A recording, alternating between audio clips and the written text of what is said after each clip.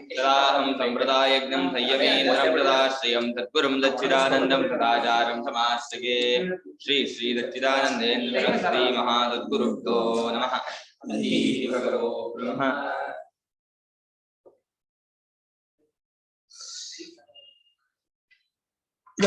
ಭಾಷೆ ಬೇಕಲ್ಲ. ಏತು ಸರ್ವಾಣಿ ಕರ್ಮಾಣಿ ಅಲ್ವಾ?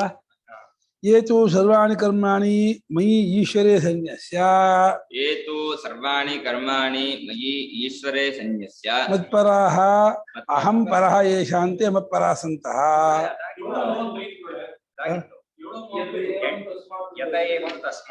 ಹೌದಾ? ಅದು ಉಂಟನೆ. ಯತೇವಂ ತಸ್ಮಾತ್ ಈ ರೀತಿ ಇರೋದ್ರಿಂದ ವಿಶ್ವೋಪವಾಸರು ಅವ್ರಿಗೆ ನಾನು ಉದ್ಧಾರ ಮಾಡುವನು ಅಂತ ಆದ್ರಿಂದ, ಮೃತ್ಯು ಸಂಸಾರ ಸಾಗರ ನಾನೇ ಎತ್ತೀನಿ ಅಂತ ಆದ್ರಿಂದ ಮಯ್ಯೇ ವಮನ ಆಧತ್ಸ್ವ ಮಯಿ ಬುದ್ಧಿ ನಿವೇಶಯ ಶಿಷ್ಯಸಿ ಮಯ್ಯೇವ ಅತ ಊರ್ಧ್ವನ್ ನ ಸಂಶಯಃ. मय्येव मन आधत्स्व मयि बुद्धिं निवेशय निवतिष्यसि मय्येव अत ऊर्ध्वं न संशयः. मयि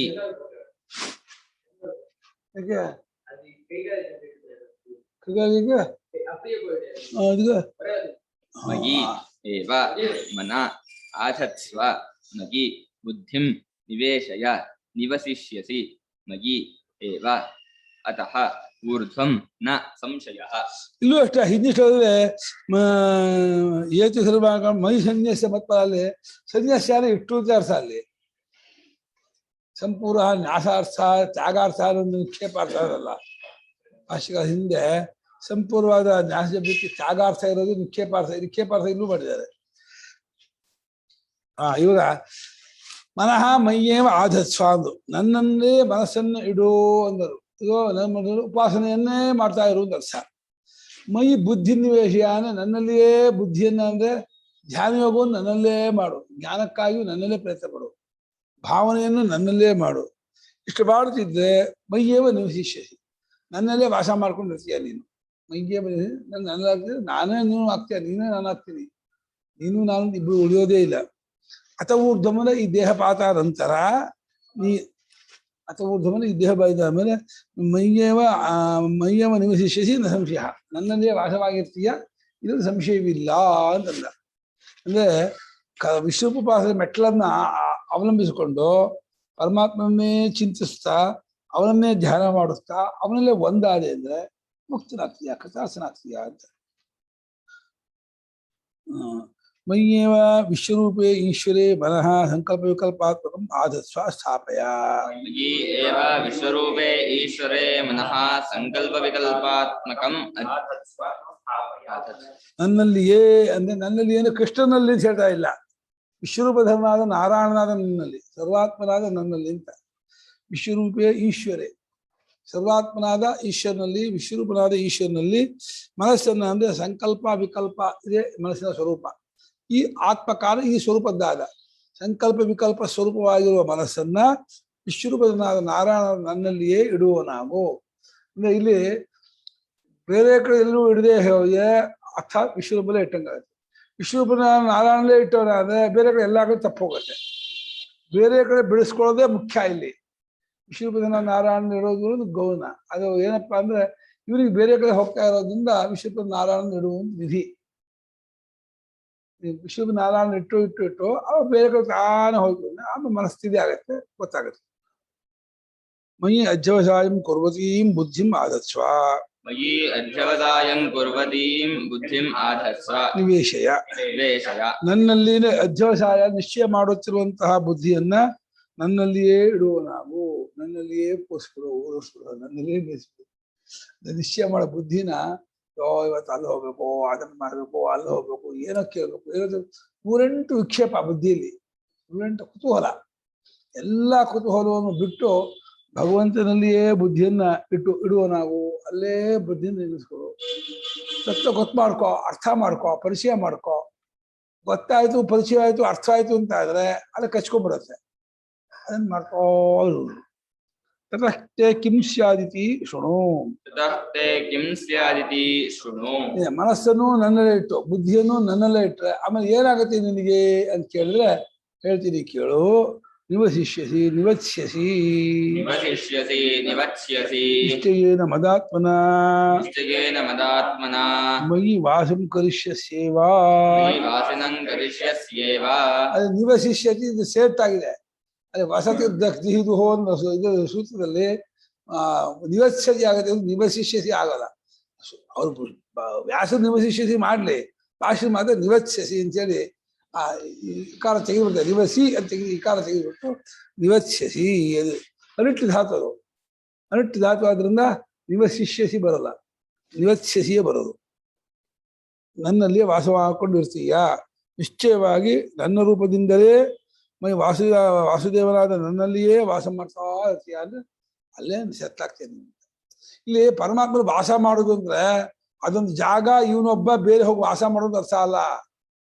ಈ ತನ್ನ ಕಾಳಿಸ್ಕೊಂಡು ಪರಮಾತ್ಮ ರೂಪದಿಂದ ತಾನು ಉಳ್ಕೊಳ್ಳೋದೆ ಪರಮಾತ್ಮನ ವಾಸ ಮಾಡ್ಕೊಳ್ಳೋದು ಅಂದ್ರೆ. ಅದನ್ನ ವಾಸ ಮಾಡೋಕೆ ಅದನ್ನ ಮನೆ ಅಲ್ಲ, ಅಲ್ಲಿ ಹೋಗಿರೋಕೆ. ನನ್ನಲ್ಲೇ ವಾಸ ಮಾಡಿರ್ತೀಯ ಅಂದ್ರೆ ನನ್ನ ರೂಪವನ್ನೇ ಪಡಿತೀಯ, ನನ್ನನ್ನು ಏಕಾತ್ಮತೆಯನ್ನು ಪಡ್ಕೊಂಡು ನಾನೇ ಆಗ್ಬಿಡ್ತೀಯ ಅಂತ ಅರ್ಥ. ಅತಃ ಶರೀರಪಾತಾದ್ ಊರ್ಧ್ವಂ.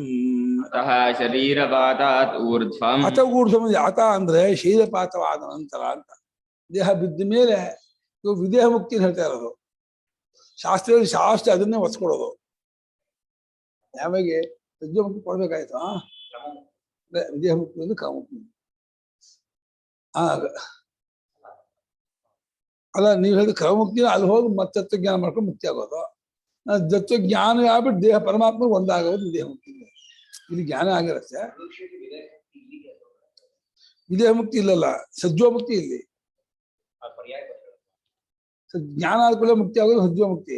ದೇಹ ಬಿಟ್ಟ ಮೇಲೆ ಒಂದಾಗೋದು ವಿದೇಹ ಮುಕ್ತಿ. ಬ್ರಹ್ಮಲೋಕಕ್ಕೆ ಹೋಗಿ ಜ್ಞಾನ ಪಡ್ಕೊಂಡು ಮುಕ್ತ ಕ್ರಮಮುಕ್ತಿ. ಲೋಕಾಂತರಕ್ಕೆ ಜ್ಞಾನ ಪಡ್ಕೊಂಡು ಇಲ್ಲಿ ನನ್ನಲ್ಲಿಯೇ ಇದ್ದವನಾದರೂ ಮುಂದೆ ದೇಹ ಬಿಟ್ಟ ಮೇಲೆ ನೀನು ನನ್ನಲ್ಲಿ ಒಂದು ಸೇರ್ಕೊಂಡು ಒಂದಾಗ್ತೀಯ ಅಂತ. ಈಗ ಬೇರೆ ಆದಂಗೆ ಇದೆಯಾ, ಬೇರೆ ಆದಂಗೆ ಇದೆಯಾ, ಬೆಳಗ್ಗೆ ಬಂತಲ್ಲ ಯಾವನ್ನ ವಿಮೋಕ್ಷೆ ಅಚ ಸಂಪತ್ಸೆ ಅಂತ. ಹೌದು. ನ ಸಂಶಯ ಸಂಶಯೋತ್ರ ನ ಕರ್ತವ್ಯ.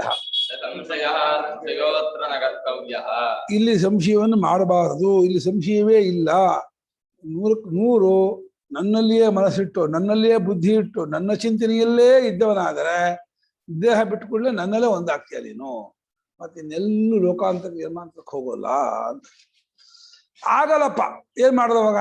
ಯಾವಾಗೂ ಮನಸ್ಸನ್ನು ಇಡೋದು ನಿಂತಿದೀಯ, ಯಾವಾಗಲೂ ಇಡೋಕ್ಕಾಗಲ್ವಲ್ಲ, ಅವಾಗ ಏನ್ ಮಾಡೋದು ಅಂದ್ರೆ ಅದಕ್ಕೆ ಉಪಾಯ ಕೊಡ್ತಾರೆ. ಅಚಚಿತ್ತಂ ಸಮಾಧಾತುಂ ನ ಶಕ್ನೋಷಿ ಮಯಿ ಸ್ಥಿರಂ. ಅಭ್ಯಾಸ ಯೋಗೇನ ತತೋ ಮಾಮಿಚ್ಛಾಪ್ತುಂ ಧನಂಜಯ.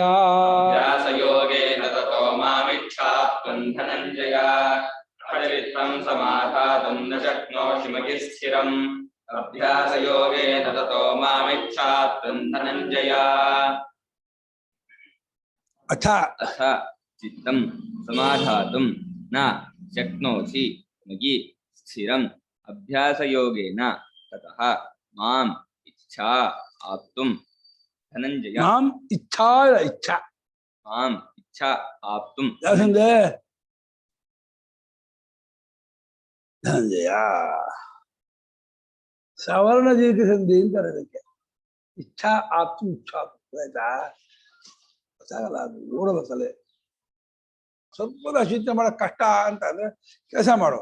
ಯಾವಾಗಲೂ ಚಿಂತೆ ಮಾಡಕ್ಕಾಗದೆ ಹೋದ್ರೆ ಪ್ರಾಕ್ಟೀಸ್ ಮಾಡು, ಅಭ್ಯಾಸ ಯೋಗ ಮಾಡು. ಅಂದ್ರೆ ಯಾವಾಗ ಆ ವಿಶ್ವರೂಪಧನ ನಾರಾಯಣನ್ ಬಿಟ್ಟು ಮನೆ ಕಡೆ ಯೋಚನೆಯೋ, ಅಡಿಗೆ ಕಡೆ ಯೋಚನೆಯೋ, ಇನ್ನೇನೋ ಮಗನ ಕಡೆ ಯೋಚನೆಯೋ, ಇನ್ನೇನೋ ವ್ಯವಹಾರ ಯೋಚನೆ ಬಂದ್ಬಿಟ್ಟು ಅಲ್ಲಿ ಹೋಗಬೇಡ, ನಾನು ನಾರಾಯಣ ಹತ್ರ ಹೋಗು, ಆ ವಿಶ್ವಪದ ನಾನು ಹೋಗಿ ಮನಸ್ಸಿಗೆ ಮತ್ತೆ ಇನ್ಸ್ಟ್ರಕ್ಷನ್ ಕೊಟ್ಟು ಮತ್ತೆ ಆ ಮನಸ್ಸನ್ನ ಆ ವಿಶ್ವಪದ ನಾರಾಯಣನಲ್ಲಿಯೇ ಇಡುವ ಪ್ರಯತ್ನ.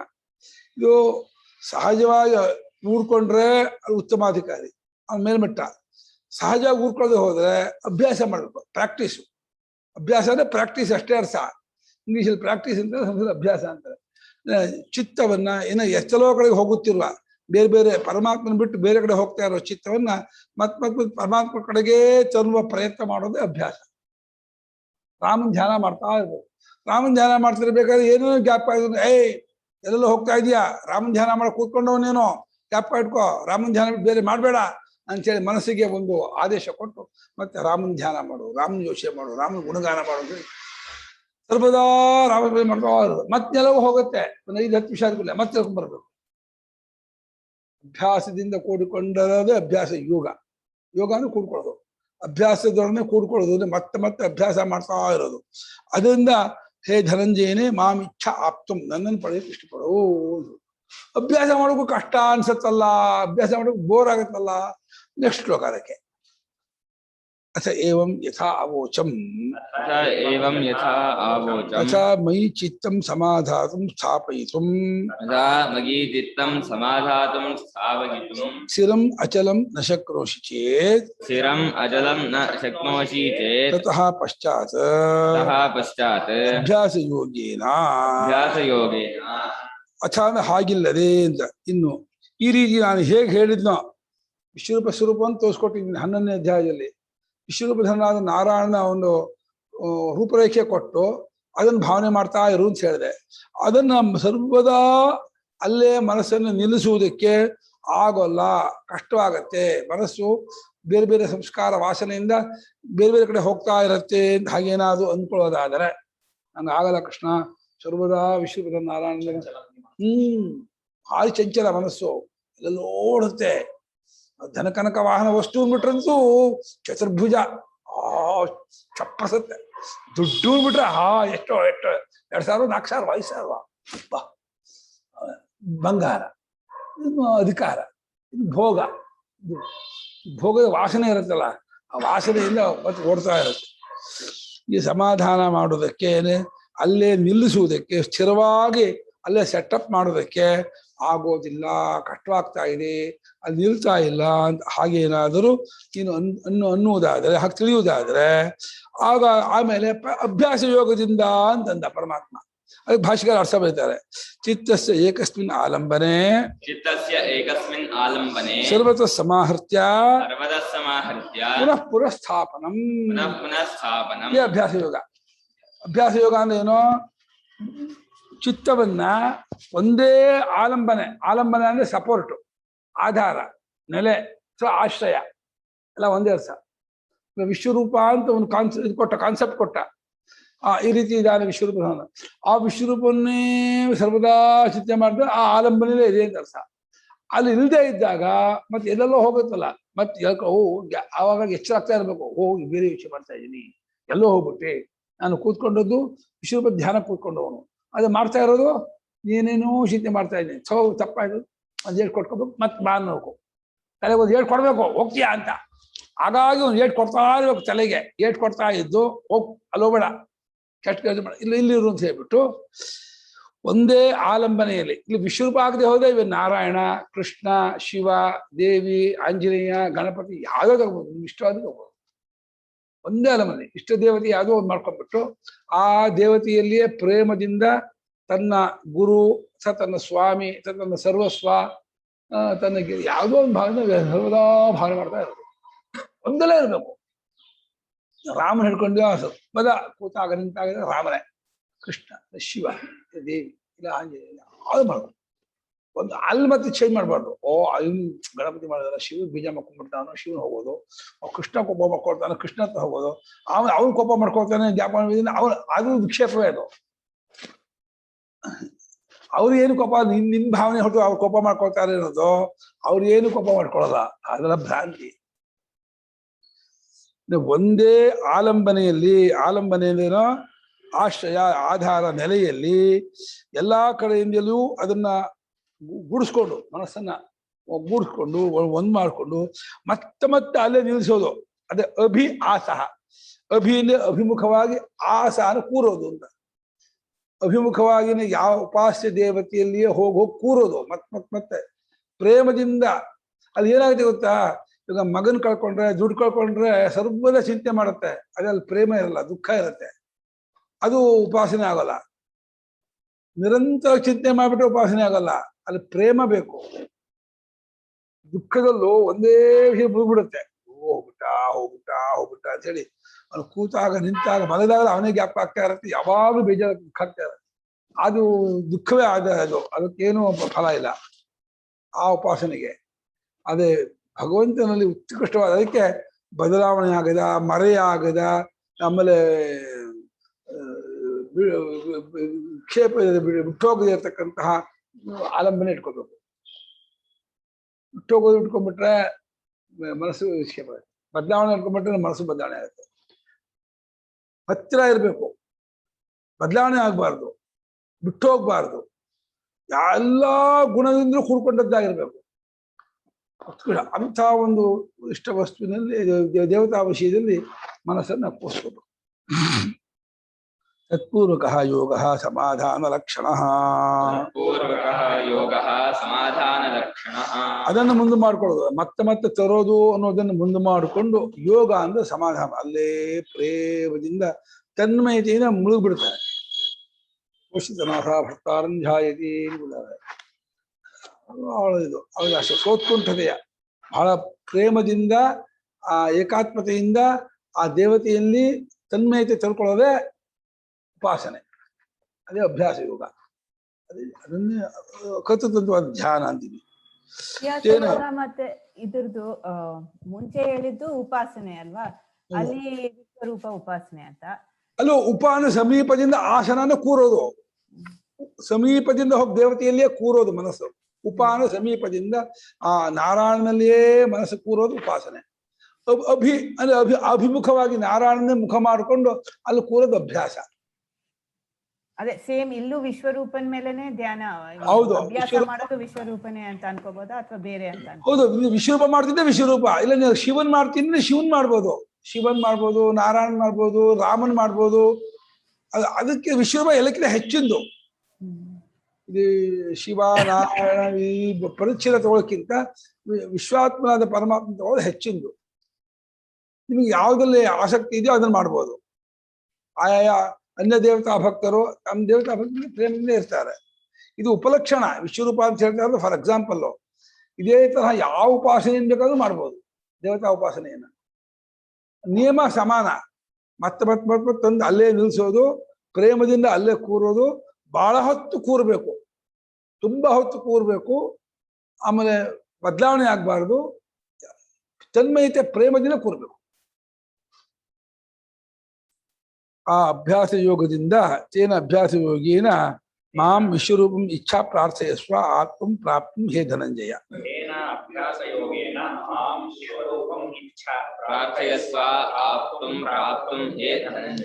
ಆ ಅಭ್ಯಾಸ ಯೋಗದಿಂದ ಮತ್ತೆ ಅಲ್ಲೇ ನಿಲ್ಲಿಸೋದು ಅನ್ನೋ ಪ್ರಯತ್ನದಿಂದ ವಿಶ್ವರೂಪನಾಗಿರ್ತಕ್ಕಂತಹ ನನ್ನನ್ನ ಇಷ್ಟಪಡು, ಬಯಸು, ಅಲ್ಲಿಯೇ ಪಡ್ಕೊಳ್ಳೋಕ್ಕೆ, ಅದನ್ನ ಹೊಂದುವುದಕ್ಕೆ ನೀನು ಬಯಸುವನಾಗು. ಅದನ್ನು ಹೊಂದಬೇಕು, ಆ ರೂಪದ ಪಡ್ಕೋಬೇಕು.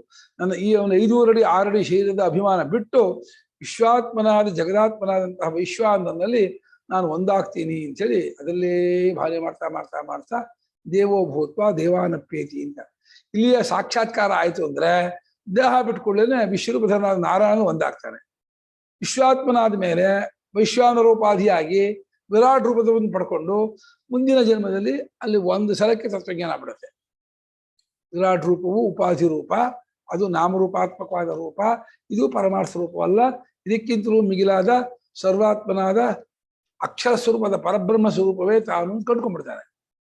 ಇಲ್ಲೇ ಕಂಡುಕೊಂಡ್ರೆ ಓಕೆ, ಆಗ್ಲಿಲ್ಲ ವಿಶ್ವರೂಪಧನಾದ ನಾರಾಯಣನಲ್ಲಿ ಒಂದಾಗಿ ಅಲ್ಲಿಂದ ಮುಂದೆ ಅಲ್ಲಿ ಕ್ರಮ ಮುಕ್ತಿ. ಇದು ದೇವತಾ ಸಾಯುಜ್ಯ ಪಡ್ಕೊಂಡು ಅಲ್ಲಿಂದ ಮುಂದಕ್ಕೆ ಅಲ್ಲಿ ವಿಚಾರ ಮಾಡಿ ತತ್ವಜ್ಞಾನ ಮಾಡ್ಕೊಳ್ತಾನೆ. ಇದು ಸುಲಭೋಪಾಯ. ದೇವತಾ ಸಾಯುಜ್ಯ ಪಡ್ಕೊಂಡು ಅಲ್ಲಿ ನಿಷ್ಕಾಮನೆಯಿಂದ ಕೂಡ್ಕೊಂಡವನಾಗಿದ್ದು ಭೋಗಕ್ಕಾಗಿ ಹೋಗಬಾರ್ದು. ಯಾವುದೇ ಸಿದ್ಧಿ ಸಂಕಲ್ಪ ಹೇಳಕ್ಕೆ ಬರ್ಕೋಕೆ ಹೋದ್ರೆ ಅಂಥಂಥ ವಿಭೂತಿ ಐಶ್ವರ್ಯ ಪವಾಡ ಇರುತ್ತೆ, ವಿರಾಟ್ ರೂಪ ಅದೆಲ್ಲ ಇಟ್ಕೋಬಾರ್ದು. ವಿರಾಟ್ ರೂಪವೇ ನನ್ನ ರೂಪ, ಅದೇ ಇದಾದ ರೂಪ, ವ್ಯಾಪಕ ರೂಪ ಅಂತ ಹೇಳಿ ಭಾವನೆ ಮಾಡಿ ಅದ್ರಲ್ಲಿ ಒಂದಾಗಬೇಕು. ಆಮೇಲೆ ಅಲ್ಲೂ ಕೂಡ ತತ್ವಜ್ಞಾನ ಮಾಡ್ಕೊಂಡು ಅಲ್ಲಿ ಇನ್ನ ಕಷ್ಟ ಅನ್ನೋಂಗಿದ್ಯಲ್ವಾ, ಅಲ್ಲಿ ಇನ್ನ ತುಂಬಾನೇ ಸುಖ ಇರುತ್ತೆ. ಸೊ ಚಾನ್ಸ್ ಕಡಿಮೆ. ಅಲ್ಲ ಇಲ್ಲೇ ಅಲ್ಲ, ನಿಮ್ಮ ಸಂಕಲ್ಪ ಹೇಗಿರುತ್ತೆ ಅನ್ನೋ ಮೇಲೆ ನಿಮ್ಮ ಇಲ್ಲಿಂದ ಹೋಗುವಾಗಲೇ ನಿಷ್ಕಾಮ ಬುದ್ಧಿನ ಮಾಡ್ಕೊಂಡು ಹೋಗಿದ್ರೆ ನಿಮ್ಗೆ ಭೋಗ ಕಾಡಲ್ಲ. ನೀವು ಭೋಗವನ್ನು ಅನುಭವಿಸ್ಬೇಕು ಅನ್ನೋ ಉದ್ದೇಶ ಇಟ್ಕೊಂಡು ಹೋದ್ರೆ ಅವಾಗ ಆ ಭೋಗ ನಿಮ್ಮನ್ನು ಕಾಡುತ್ತೆ. ನೀವು ಹೋಗುವಾಗ ಏನು ಇಂಟೆನ್ಷನ್ ಏನಿದೆ ಅನ್ನೋದು ಮುಖ್ಯ. ನೀವು ಭೋಗಾದಿಗಳನ್ನು ಯಾವುದನ್ನು ಲೆಕ್ಕಕ್ಕೆ ಇಟ್ಕೊಳ್ಳೋದೇನೆ ಕೇವಲ ವಿಶ್ವರೂಪಧನ ನಾರಾಯಣ ಒಂದಾಗೋದು, ವಿಶ್ವಾತ್ಮತೆಯನ್ನು ಪಡ್ಕೊಳ್ಳೋದು ಅಷ್ಟೇ ಉದ್ದೇಶ ಅನ್ಕೊಂಡು ಅವನಲ್ಲಿ ಏಕಾತ್ಮತೆ ಪಡ್ಕೊಂಡ್ರೆ ಅಲ್ಲಿ ಶುದ್ಧವಾಗಿರುತ್ತೆ ಅಂತಃಕರಣ ಜ್ಞಾನ ಆಗುತ್ತೆ. ಅಲ್ಲೋಗೂ ನಾನು ಒಳ್ಳೆ ಗಂಧಮಾನ್ಯ ಲೋಕ, ಅಪ್ಸರ ಲೋಕ, ಭೋಗಲೋಕ ಅನುಭವಿಸ್ಬೇಕು ಅಂದ್ರೆ ಅದಾಗತ್ತೆ. ತತ್ವಜ್ಞಾನವೂ ಆಗತ್ತೆ. ಅಲ್ಲಿ ತತ್ವಜ್ಞಾನ ಬಹಳ ಈಸಿ, ಅಲ್ಲಿ ಬಹಳ ಬಲವಾಗಿರುತ್ತೆ. ಮೇಲ್ಮಟ್ಟದ ಉಪಾಧಿ ಅದು. ಸ್ವಯಂಭಾತ ವೇದವಲ್ಲ ತಾನೇ ಹೊಳೆಯುತ್ತೆ ಅವನಿಗೆ. ವೇದ ಅವನು ಹೇಳಿಸ್ಕೊಳ್ಳೇಬೇಕಾಗಿಲ್ಲ, ಅಷ್ಟು ವೇದಗಳು ತಾನೇ ಬರುತ್ತೆ. ಅಭ್ಯಾಸೇಪ್ಯಸಮರ್ಥೋಸಿ ಮತ್ಕರ್ಮ ಪರಮೋ ಭವ. ಅಭ್ಯಾಸೇಪ್ಯಸಮರ್ಥೋಸಿ ಮತ್ಕರ್ಮ ಪರಮೋ ಭವ. ಮದರ್ಥಮಪಿ ಕರ್ಮಾಣಿ ಕುರ್ವನ್ ಸಿದ್ಧಿಮವಾಪ್ಸ್ಯಸಿ. ಮದರ್ಥಮಪಿ ಕರ್ಮಾಣಿ ಕುರ್ವನ್ ಸಿದ್ಧಿಮವಾಪ್ಸ್ಯಸಿ. ಅಭ್ಯಾಸೇಪ್ಯಸಮರ್ಥೋಸಿ ಮತ್ಕರ್ಮ ಪರಮೋ ಭವ. ಮದರ್ಥಮಪಿ ಕರ್ಮಾಣಿ ಕುರ್ವನ್ ಸಿದ್ಧಿಮವಾಪ್ಸ್ಯಸಿ. ಅಭ್ಯಾಸೇ ಅಪಿ ಸಮರ್ಥಃ ಅಸಮರ್ಥಃ ಅಸಿ ಮತ್ಕರ್ಮ ಪರಮಃ ಭವ. ತದರ್ಥಂ ಅಪಿ ಕರ್ಮಾಣಿ ಕುರ್ವನ್ ಸಿದ್ಧಿಂ ಅವಾಪ್ಸ್ಯಸಿ. ಅಭ್ಯಾಸೇ ಅಪಿ ಅಸಮರ್ಥ ಯಾವ ಸಂಧೆ? ಯಾವುದು? ಅಪಿ ಅಸಮರ್ಥ.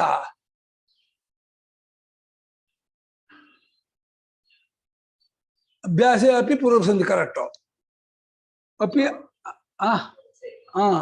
ಅಭ್ಯಾಸೇ ಅಪಿ ಪೂರ್ವ ಸಂಧಿ. ಅಪಿ ಅಸಮರ್ಥ ಅನ್ನೋದು ಯಾವ ಸಂಧೆ? ಎಣ್ಣ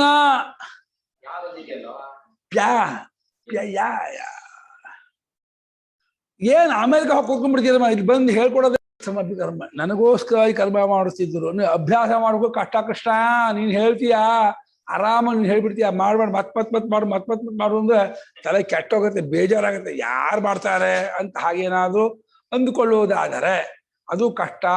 ಅಭ್ಯಾಸ ಮಾಡೋಕ್ಕೂ ಆಗಲ್ಲ, ಅದು ದಕ್ಕೋದಿಲ್ಲ ಅಂತಂದ್ರೆ ಒಂದು ಕೆಲಸ ಮಾಡುವ ಕೆಲಸವಲ್ಲ ನನಗೋಸ್ಕರ ಮಾಡು. ಮತ್ಕರ್ಮ ಪರಮಭವ ಅಂದ್ರೆ ಕರ್ಮಯೋಗ. ಎಲ್ಲ ಮತ್ಕರ್ಮ ಪರಮಾತ್ಮನೇ ಈ ಕರ್ಮಕ್ಕೆ ಗುರಿ. ಅವನು ನನ್ನ ಸ್ವಾಮಿ. ಹೇಗೆ ತಂದೆ ಮಗನಿಗೆ ಒಂದು ಕೆಲಸ ಹೇಳಿದ್ರೆ ಅಪ್ಪ ಹೇಳಿದಾನೇನು ಒಂದೇ ಕಾರಣಕ್ಕೆ ಬಹಳ ಶ್ರದ್ಧೆಯಿಂದ ಮಾಡ್ತೀವೋ, ಹಾಗೆ ಪರಮಾತ್ಮ ವೇದ ಮೂಲಕವಾಗಿ ನನಗೆ ಇಂಥ ಕರ್ಮಗಳನ್ನು ಗೊತ್ತು ಮಾಡಿದ್ದಾನೆ, ನಾನು ಅದನ್ನು ಅವನ ಸಂತೋಷಕ್ಕಾಗಿ ಮಾಡ್ತೀನಿ, ಫಲವನ್ನು ಅಪೇಕ್ಷೆ ಇಲ್ಲದೆ ಮಾಡ್ತೀನಿ. ಅದು ದ್ವಂದ್ವ ಯಾವುದನ್ನು ಇಟ್ಕೊಳ್ಳೋದಿಲ್ಲ. ಸಮತ್ವ ಬುದ್ಧಿ ಇಟ್ಕೊಳ್ತೀನಿ, ದ್ವಂದ್ವ ಪ್ರಹಾಣಪೂರ್ವಕ ಮಾಡ್ತೀನಿ, ಫಲಾಪೇಕ್ಷೆ ಇಲ್ಲದೆ ಮಾಡ್ತೀನಿ, ಈಶ್ವರ ಆರಾಧನಾರ್ಥವಾಗಿ ಮಾಡ್ತಾ ಇರ್ತೀನಿ ಅಂತ ಹೇಳಿ. ಈಶ್ವರನ ಆರಾಧನೆ ಆಗಬೇಕು, ಒಂದೇ ಆರಾಧನೆ. ಅವನು ಸಂತೋಷ ಆಗುತ್ತೆ. ಅವನು ನಿಂಗೆ ಹೇಳಿದಾನೆಪ್ಪ, ಅವನಿಗೆ ಹೇಳಿದ ಅವನ ಕೆಲಸ ಮಾಡಿ ಅವ್ನಿಗೆ ಸಂತೋಷ ಆಗುತ್ತೆ. ಅವನು ಯಾವಾಗ ಹೇಳ್ದ, ಎಲ್ಲಿ ಹೇಳ್ದಾನೆ? ವೇದ ಮೂಲಕ ಹೇಳ್ದಾನೆ ಅಂತ. ವೇದವಲ್ಲ ಅವನ ವಾಣಿಯೇ, ವೇದವಲ್ಲ ಈಶ್ವರ ವಾಣಿ ತಾನೆ. ಈಶ್ವರ ವಾಣಿ ಆದ್ದನ್ನ ವೇದ ಮೂಲಕ ಗೊತ್ತು ಮಾಡಿದ್ದೆಲ್ಲ ಸಂದೇಶವು ಪರಮಾತ್ಮನ ಸಂದೇಶವೇ. ಅದನ್ನು ತಿಳ್ಕೊಂಡು ಅದಕ್ಕೋಸ್ಕರ ಅವನು ಹೇಗೆ ಹೇಳಿದಾನ ಮಾಡಕ್ಕೆ ಹಾಗೆ ಮಾಡ್ತಾ ಹೋಗ್ತೀನಿ. ಹಾಗಾದ್ರೂ ಮಾಡು, ಕ್ರಮೇಣ ವಿಶ್ವರೂಪಕ್ಕೆ ಬರ್ತೀಯ, ಅಭ್ಯಾಸ ಮಾಡ್ತೀಯ, ಅಭ್ಯಾಸ ಮಾಡಿ ವಿಶ್ವರೂಪದ ಧ್ಯಾನ ಆಗತ್ತೆ. ಅಲ್ಲಿಗೆ ಮುಂದಕ್ಕೆ ಆ ಸ್ಥಾನ ಪಡ್ಕೊಂಡು ತತ್ವಜ್ಞಾನ ಪಡ್ಕೊತೀಯ ಮುಂದಕ್ಕೆ. ಅಭ್ಯಾಸೇಪಿ ಅಸಮರ್ಥಃ ಅಸಿ ಅಶಕ್ತೋಸಿ ತರ್ಹಿ ಮತ್ಕರ್ಮ ಪರಮೋ ಭವ. ತದರ್ಥಂ ಕರ್ಮ ಮತ್ಕರ್ಮ ತತ್ಪರಮಃ ಮತ್ಕರ್ಮ ಪರಮಃ ಮತ್ಕರ್ಮ ಪ್ರಧಾನಃ ಇತ್ಯರ್ಥಃ. ಅಭ್ಯಾಸದಲ್ಲೂ ಅಸಮರ್ಥನಾಗಿದ್ದೀನಿ ಅಂದ್ಕೊಳ್ಳೋದಾದರೆ ಅದಕ್ಕೂ ನಾನು ಫಿಟ್ ಅಲ್ಲ, ಅದಕ್ಕೂ ನಾನು ಯೋಗ್ಯನಲ್ಲ, ಅನ್ಫಿಟ್ ಅಂತ ಅಂದ್ಕೊಂಡ್ರೆ ಹಾಗಾದ್ರೆ ಮತ್ಕರ್ಮ ಪರಮ. ಹೇಗೇನು ಕರ್ಮ ಮಾಡಿಯೇ ಮಾಡ್ತೀಯ, ಏನಾದ್ರು ಮಾಡ್ತೀಯ, ಮಾಡುವ ಎಲ್ಲಾ ಕರ್ಮವನ್ನು ಪರಮಾತ್ಮ ಒಪ್ಪಿಸ್ಕೊಂಡ್ಬಿಡು. ಕರ್ಮವನ್ನೇ ಒಪ್ಪಿಸಿದ ಮೇಲೆ ಇನ್ನು ಫಲ ಕೇಳೋಕೆ ಅಧಿಕಾರ ಇಲ್ಲ. ಕರ್ಮವೇ ಅವಂದು ಅಂತ ಆದ್ಮೇಲೆ ನಂಗೆ ಅದಕ್ಕೆ ಮಕ್ಕಳು ಕೊಡು, ಆರೋಗ್ಯ ಕೊಡು, ಐಶ್ವರ್ಯ ಕೊಡು ಅಂತ ಕೇಳೋ ತಪ್ಪು. ನಿಂದು ಕರ್ಮ ಆಗಿದ್ದೆ ಕೇಳ್ಬೋದು. ಕರ್ಮವನ್ನೇ ಅವನಿಗೆ ಒಪ್ಪಿಸಿದ ಮೇಲೆ ಅದರಿಂದ ಫಲ ರಿಸಲ್ಟ್ ಕೇಳೋ ಹಾಗಿಲ್ಲ. ಅದಕ್ಕೋಸ್ಕರಾಗಿ ನನಗೋಸ್ಕರ ಈ ಕರ್ಮವನ್ನು ಮಾಡುವನಾಗೂ ಅಂತಂದ ಮತ್ಕರ್ಮ ಪರಮಃ ಅಂದ್ರೆ ನನಗೋಸ್ಕರ ಮಾಡುವ ಕರ್ಮವೇ ಮತ್ಕರ್ಮ. ಅದೇ ಹೆಚ್ಚಾಗಿ ಇರೋದು ಮತ್ಕರ್ಮ ಪರಮ, ಅಂದ್ರೆ ಮತ್ಕರ್ಮ ಪ್ರಧಾನ.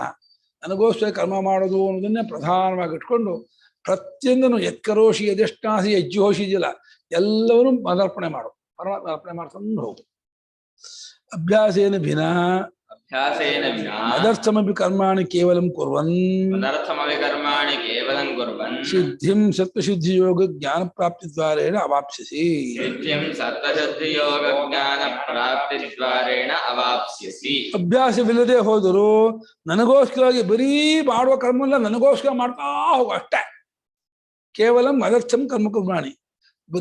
ಪರಮೇಶ್ವರ ಹೇಳ್ಬಿಟ್ಟಿದ್ದಾನೆ 4:15 5 ಗಂಟೆ ಏಳು ಅಂತ ಹೇಳಿ ಬೇಗ ಹೇಳ್ತೀನಿ. ನದಿ ಸ್ನಾನ ಮಾಡ್ತೀನಿ, ಶುಭ್ರವಾದ ಬಟ್ಟೆ ಉಡ್ತೀನಿ, ಉಟ್ಟು ಅವನೊಂದು ಪೂಜೆ ಮಾಡ್ತೀನಿ ಅಥವಾ ಜಪ ಮಾಡ್ತೀನಿ, ಸಂಧ್ಯಾನೆ ಮಾಡ್ತೀನಿ. ಎಲ್ಲವನ್ನೂ ಕೃಷ್ಣಾರ್ಪಣ ಮಸ್ತು ಮಾಡ್ಕೊಂಡು ಹೋಗ್ತಾ ಇರ್ತೀನಿ. ಯಾವುದು ಬರೀ ತುದಿಗೆ ಮಾತ್ರ ಕೃಷ್ಣಾರ್ಪಣ ವಸ್ತು ಅಲ್ಲ, ಆರಂಭದಿಂದ ತುದಿವರೆಗೂ ಆ ಪರಮಾತ್ಮನದೇ ಕರ್ಮ, ಪರಮಾತ್ಮನಿಗೋಸ್ಕರ ಮಾಡ್ತಿರೋದು. ನನಗೆ ಇದನ್ನ ಏನೂ ಆಗ್ಬೇಕಾದ್ರೆ ಅವನು ಸಂತುಷ್ಟರಾದ್ರೆ ಸಾಕು ಅಂತ ಆ ಭಾವನೆ ಇಟ್ಕೊಂಡು ಮಾಡ್ತಾ ಹೋಗ್ಬೇಕು. ಬಾಕಿ ಟೈಮಲ್ಲೂ ಏನೂ ಬಯಸಬಾರ್ದು. ಕೇಳಿಪ್ಪ ಪ್ರಸನ್ನ ಅವರು.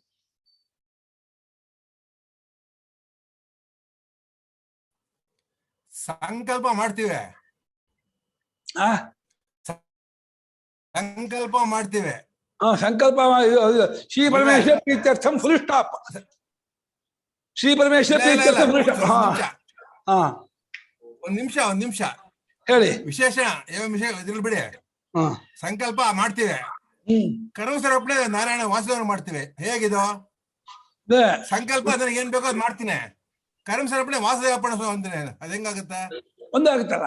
ಕರ್ಮ ಸಂಕಲ್ಪ ಮಾಡಿದಾಗ ಪರಮೇಶ್ವರ ಪ್ರೀತ್ಯರ್ಥಂ ಅಷ್ಟಕ್ಕೆ ಇಟ್ಕೊಂಡ್ರೆ ಅಲ್ಲ ವಿಶೇಷಣ ಹಾಕ್ತಿರಲ್ಲ, ಹಾಕ್ಬಾರ್ದು. ವಿಶೇಷಣ ಶುರು ಮಾಡ್ತೇನೆ. ತಪ್ಪು ಹಾಕ್ಬಾರ್ದು. ವಿಶೇಷಣ ಹೇಳಿದ್ರೆ ಮಾಡ್ಸಲ್ಲ ಹೇಗೆ ಆಯ್ತು, ಏನು ಒಳ್ಳೆ ಕೆಲಸ ಮಾಡ್ತೇವೆ ನಾವು ಹೇಳ್ಬೇಕು. ಪುರೋಹಿತ ಸಾಕು ಅಷ್ಟೇ. ಇದು ಅಲ್ಲ ಗುರುಗಳೇ, ಏನೋ ಒಂದು ರಥ ಮಾಡುವಾಗ ಏನೋ ಒಂದ್ ಇರುತ್ತೆ ಬೈಕೆ, ಆ ಪುರೋಹಿತ ಮಾಡಿಸ್ತಾನೆ ಅನ್ಕೊಳ್ಳಿ. ಕರ್ಮ ಸಮರ್ಪಣೆ ವಾಸುದೇವ ಅರ್ಪಣೆ ವಸ್ತು ಅಂತ ಹೆಂಗಾಗುತ್ತೆ ಅಂದೆ. ಮಾಡ್ಬಿಟ್ರೆ ಸಂಕಲ್ಪ ಆಗಲ್ಲ. ಸಂಕಲ್ಪ ಇದು ಪರಮೇಶ್ವರ ಪಿಕ್ಚರ್ಸ್ ಆಗಲ್ಲ. ಅದು ಸಂಕಲ್ಪ ಮಾಡ್ಬಿಟ್ಮೇಲೆ ಆ ಫಲಕ್ಕೆ ನೀವು ಗುರಿ ಆಗ್ಬಿಟ್ರಿ. ಸಂಕಲ್ಪ ಮಾಡಬಾರ್ದು. ಮಾಡ್ತಾರೆ ತಪ್ಪು ಅಂತ ಆಯ್ತಲ್ಲ ಈಗ. ತಪ್ಪು Shri Parameshwara pictures full stop.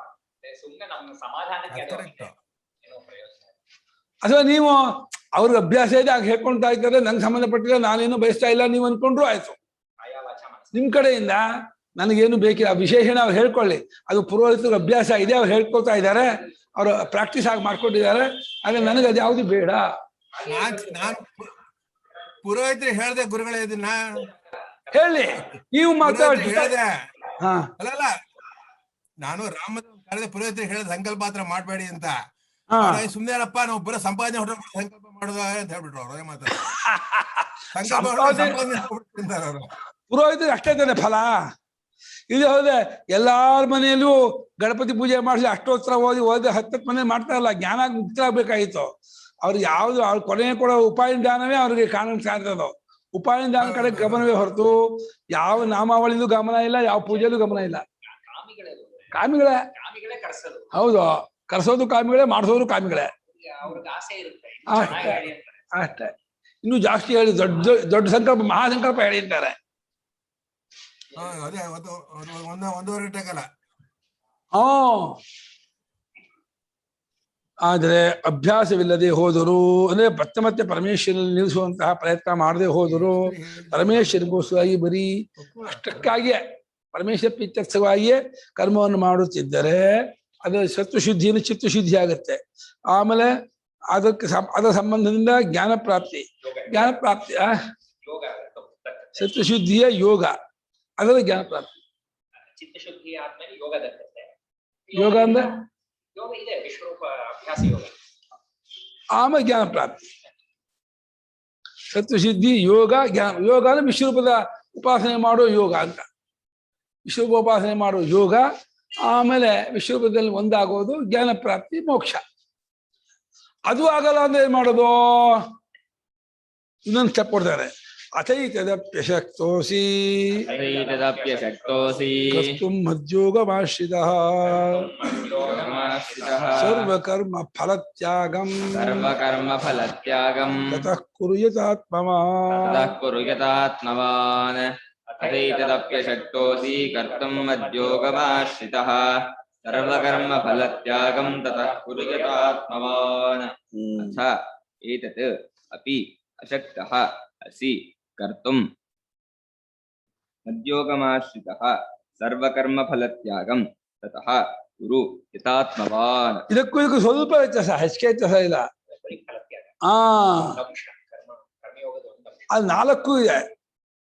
ಯಾವುದು ಮತ್ಕರ್ಮ ಪರಮೋ ಭವ ಅನ್ನೋದು 4 ಇದೆ. ಸಮತ್ವ ಬುದ್ಧಿ, ಈಶ್ವರಾರ್ಪಣ, ಫಲತ್ಯಾಗ, ಸಂಗತ್ಯಾಗ ಇದೆ. ಇಲ್ಲಿ ಫಲತ್ಯಾಗ ಮಾತ್ರ ಮಾಡ್ತಿದ್ದಾರೆ.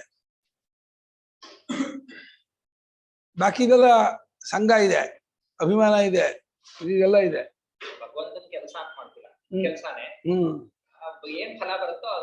ಅಷ್ಟೇ, ಫಲ ಬೇಡ ಅಂತ ಅಷ್ಟೇ.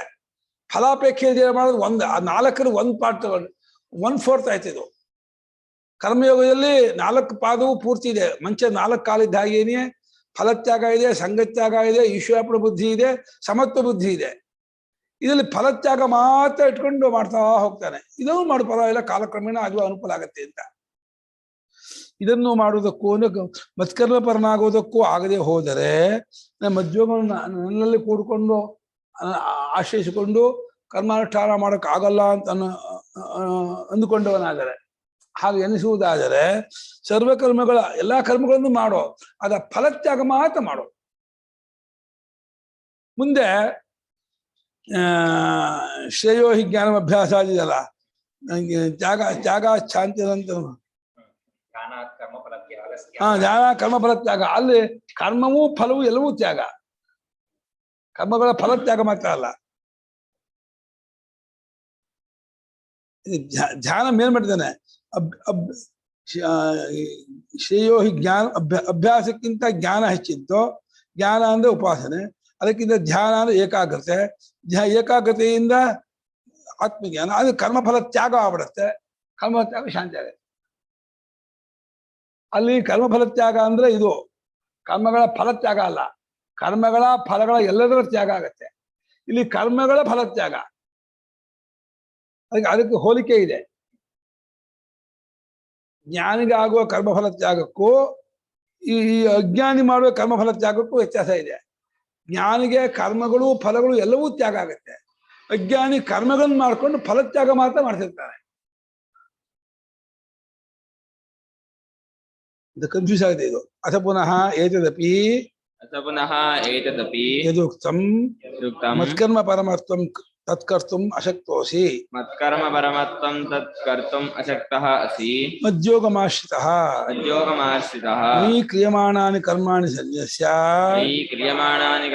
ಸನ್ಯಸ್ಯ ಯತ್ಕರಣಂ ತೇಷಾಮನುಷ್ಠಾನಂ ಸಹ ಮದ್ಯೋಗಃ. ಇನ್ನು ಹಾಗಿಲ್ಲದೆ ಇದು ಕೂಡ ನನಗೆ ಆಗಲ್ಲ, ಮತ್ಕರ್ಮ ಪರಮತ್ವವು ನಂಗೆ ಕಷ್ಟ ಆಗತ್ತೆ, ಎಲ್ಲವನ್ನು 4 ಅಂಶದಿಂದ ಕೂಡ್ಕೊಂಡು ಕರ್ಮಾನುಷ್ಠಾನ ಮಾಡೋದು ನಂಗೆ ತುಂಬಾ ಕಷ್ಟ ಆಗತ್ತೆ ಅಂತ ಅನಿಸಿದರೆ, ಅದೇ ಮತ್ಕರ್ಮ ಪರಮತ್ವ. ಹಾಗೆ ಪರಮಾತ್ಮನಿಗೋಸ್ಕರ ಕರ್ಮ ಮಾಡೋದು ಅಂದ್ರೆ ಕರ್ಮ ಫಲ ಸಂಘ ಎಲ್ಲ ದ್ವಂದ್ವ ಪ್ರಹಾರ ಪೂರ್ವಕ ಸಮತ್ವ ಬುದ್ಧಿ ಕೂಡ್ಕೊಂಡು ಮಾಡೋದಕ್ಕೆ ನನಗೆ ಆಗೋದಿಲ್ಲ, ಕಷ್ಟವಾಗತ್ತೆ ಅಂತ ಎನಿಸುವುದಾದರೆ ಅವಾಗ ಮದ್ಯೋಗಮಾಶ್ರಿತ, ನನ್ನ ಸಂಬಂಧವನ್ನು ಇಟ್ಕೊಂಡವನಾಗಿ ಮಾಡುವ ಎಲ್ಲಾ ಕರ್ಮಗಳ ಫಲತ್ಯಾಗ ಮಾತ್ರ ಮಾಡ್ಕೊಂಡು ಹೋಗು. ಕೇಳಿಮ್ಮ ಶೈಲಜಾ. ಗುರುಗಳೇ, ಅಜ್ಞಾನಿಗೆ ಕರ್ಮಗಳನ್ನು ಮಾಡುತ್ತಾ ಫಲತ್ಯಾಗ ಅಂದ್ರೆ ಏನ್ ಅರ್ಥ ಆಗುತ್ತೆ? ಎಲ್ಲಿ? ಅಯ್ಯೋ, ಜ್ಞಾನಿಗೆ ಕರ್ಮಗಳು ಫಲಗಳು ಎಲ್ಲಾನು ತ್ಯಾಗ ಅಲ್ವಾ? ಕರ್ಮ ಮಾಡುತ್ತಾ ಫಲತ್ಯಾಗ ಅಂತ ಹೇಳಿದ್ರಲ್ಲ. ಅಲ್ಲಮ್ಮ, ಇಲ್ಲಿ ಜ್ಞಾನಿಗಳದ್ದು ತಾನೇ ಆಗೋದು, ಅಜ್ಞಾನಿಗಳು ಪ್ರಯತ್ನ ಪೂರ್ವಕ ಬಿಡೋದು. ಅಜ್ಞಾನಿಗಳು ಕರ್ಮಗಳನ್ನು ಮಾಡಿ ಫಲತ್ಯಾಗವನ್ನು ಮಾಡ್ತಿರ್ತಾರೆ. ಜ್ಞಾನಿಗಳಿಗೆ ಕರ್ಮತ್ಯಾಗವು ಫಲತ್ಯಾಗವು ಆಗತ್ತೆ, ತತ್ವಜ್ಞಾನದಿಂದ ಆಟೋಮೆಟಿಕ್ ಆಗತ್ತೆ ಅವರಿಗೆ. ಅಲ್ಲ, ಇಲ್ಲಿ ಕರ್ಮ ಅಂದ್ರೆ ಏನಾಗುತ್ತೆ ಗುರುಗಳು? ಯಾಕಂದ್ರೆ ಕರ್ಮ ಮಾಡಿದ್ರೆ ಅಲ್ಲಿ ಪಾಪ ಪುಣ್ಯ ಎಲ್ಲ ಬಂದೇ ಬರುತ್ತಲ್ಲ. ಅಲ್ಲಿ ಅದರಲ್ಲಿ ಅಲ್ಲಿ ಇಲ್ಲಿ ಹೇಳ್ತಾ ಇರೋದು ಕರ್ಮಗಳ ತ್ಯಾಗ ಅನ್ನುವಾಗ ಶಾಸ್ತ್ರೀಯ ಪೂಜಾ ಪುರಸ್ಕಾರ ಜಪತಪಾದಿ ಕರ್ಮ ಮಾಡಿ ಫಲವನ್ನು ಅಪೇಕ್ಷೆ ಪಡಬೇಡ ಅಂತ ಇರೋದು. ಪಾಪಕರ್ಮ ಮಾಡಿ ಫಲತ್ಯಾಗ ಮಾಡೋದು ಹೇಳ್ತಾ ಇಲ್ಲ. ಅಲ್ಲ, ಪಾಪಕರ್ಮ ಅಂತಲ್ಲ, ಇವನ್ ಪುಣ್ಯ ಕರ್ಮ ಮಾಡಿದ್ರು ಅದು ಕರ್ಮನೇ ಅಲ್ವಾ? ಅದರ ಫಲತ್ಯಾಗ ಮಾಡ್ಕೊಂಡು ಮಾಡಿದ್ರೆ ಚಿತ್ತ ಶುದ್ಧಿ ಆಗತ್ತೆ ಅಂತ ಹೇಳ್ತಾ ಇದ್ದಾನೆ. ಆ ಪುಣ್ಯಕರ್ಮಗಳನ್ನು ಮಾಡಿ ಫಲತ್ಯಾಗ ಮಾಡ್ಕೊಂಡು ಕರ್ಮಾನುಷ್ಠಾನ ಮಾಡ್ತಿದ್ರೆ ಕಾಲಕ್ರಮೇಣ ಚಿತ್ತ ಶುದ್ಧಿ ಆಗತ್ತೆ. ಆಮೇಲೆ ನಿನಗೆ ವಿಶ್ವರೂಪದ ಯೋಚನೆ ಅಭ್ಯಾಸ ಮಾಡಬೇಕು, ವಿಶ್ವರೂಪದ ಚಿಂತನೆ ಮಾಡಬೇಕು, ಆ ಉಪಾಸನೆಗೂ ಯೋಗ್ಯತೆ ಬರುತ್ತೆ ಅಂತ ಇದ್ದಾನೆ. ಜ್ಞಾನಿಗೆ ತನಿಗ್ ತಾನಾಗೆ ಆಗತ್ತೆ ಅಂತ. ಜ್ಞಾನಿಗೆ ಬಿಟ್ಟೋಗ್ಬಿಡುತ್ತೆ, ಜ್ಞಾನಿ ಮುಂದೆ ಬರುತ್ತೆ. ಜ್ಞಾನಿ ವಿಚಾರ ಜ್ಞಾನಿಗೆ ಇವಾಗ ತಗೊಳ್ಳ, ಜ್ಞಾನಿಗೆ ಆಮೇಲೆ ಮುಂದಿನ ಶ್ಲೋಕದಲ್ಲಿ ಇರೋದು. ಸರಿ ಗುರುಗಳು.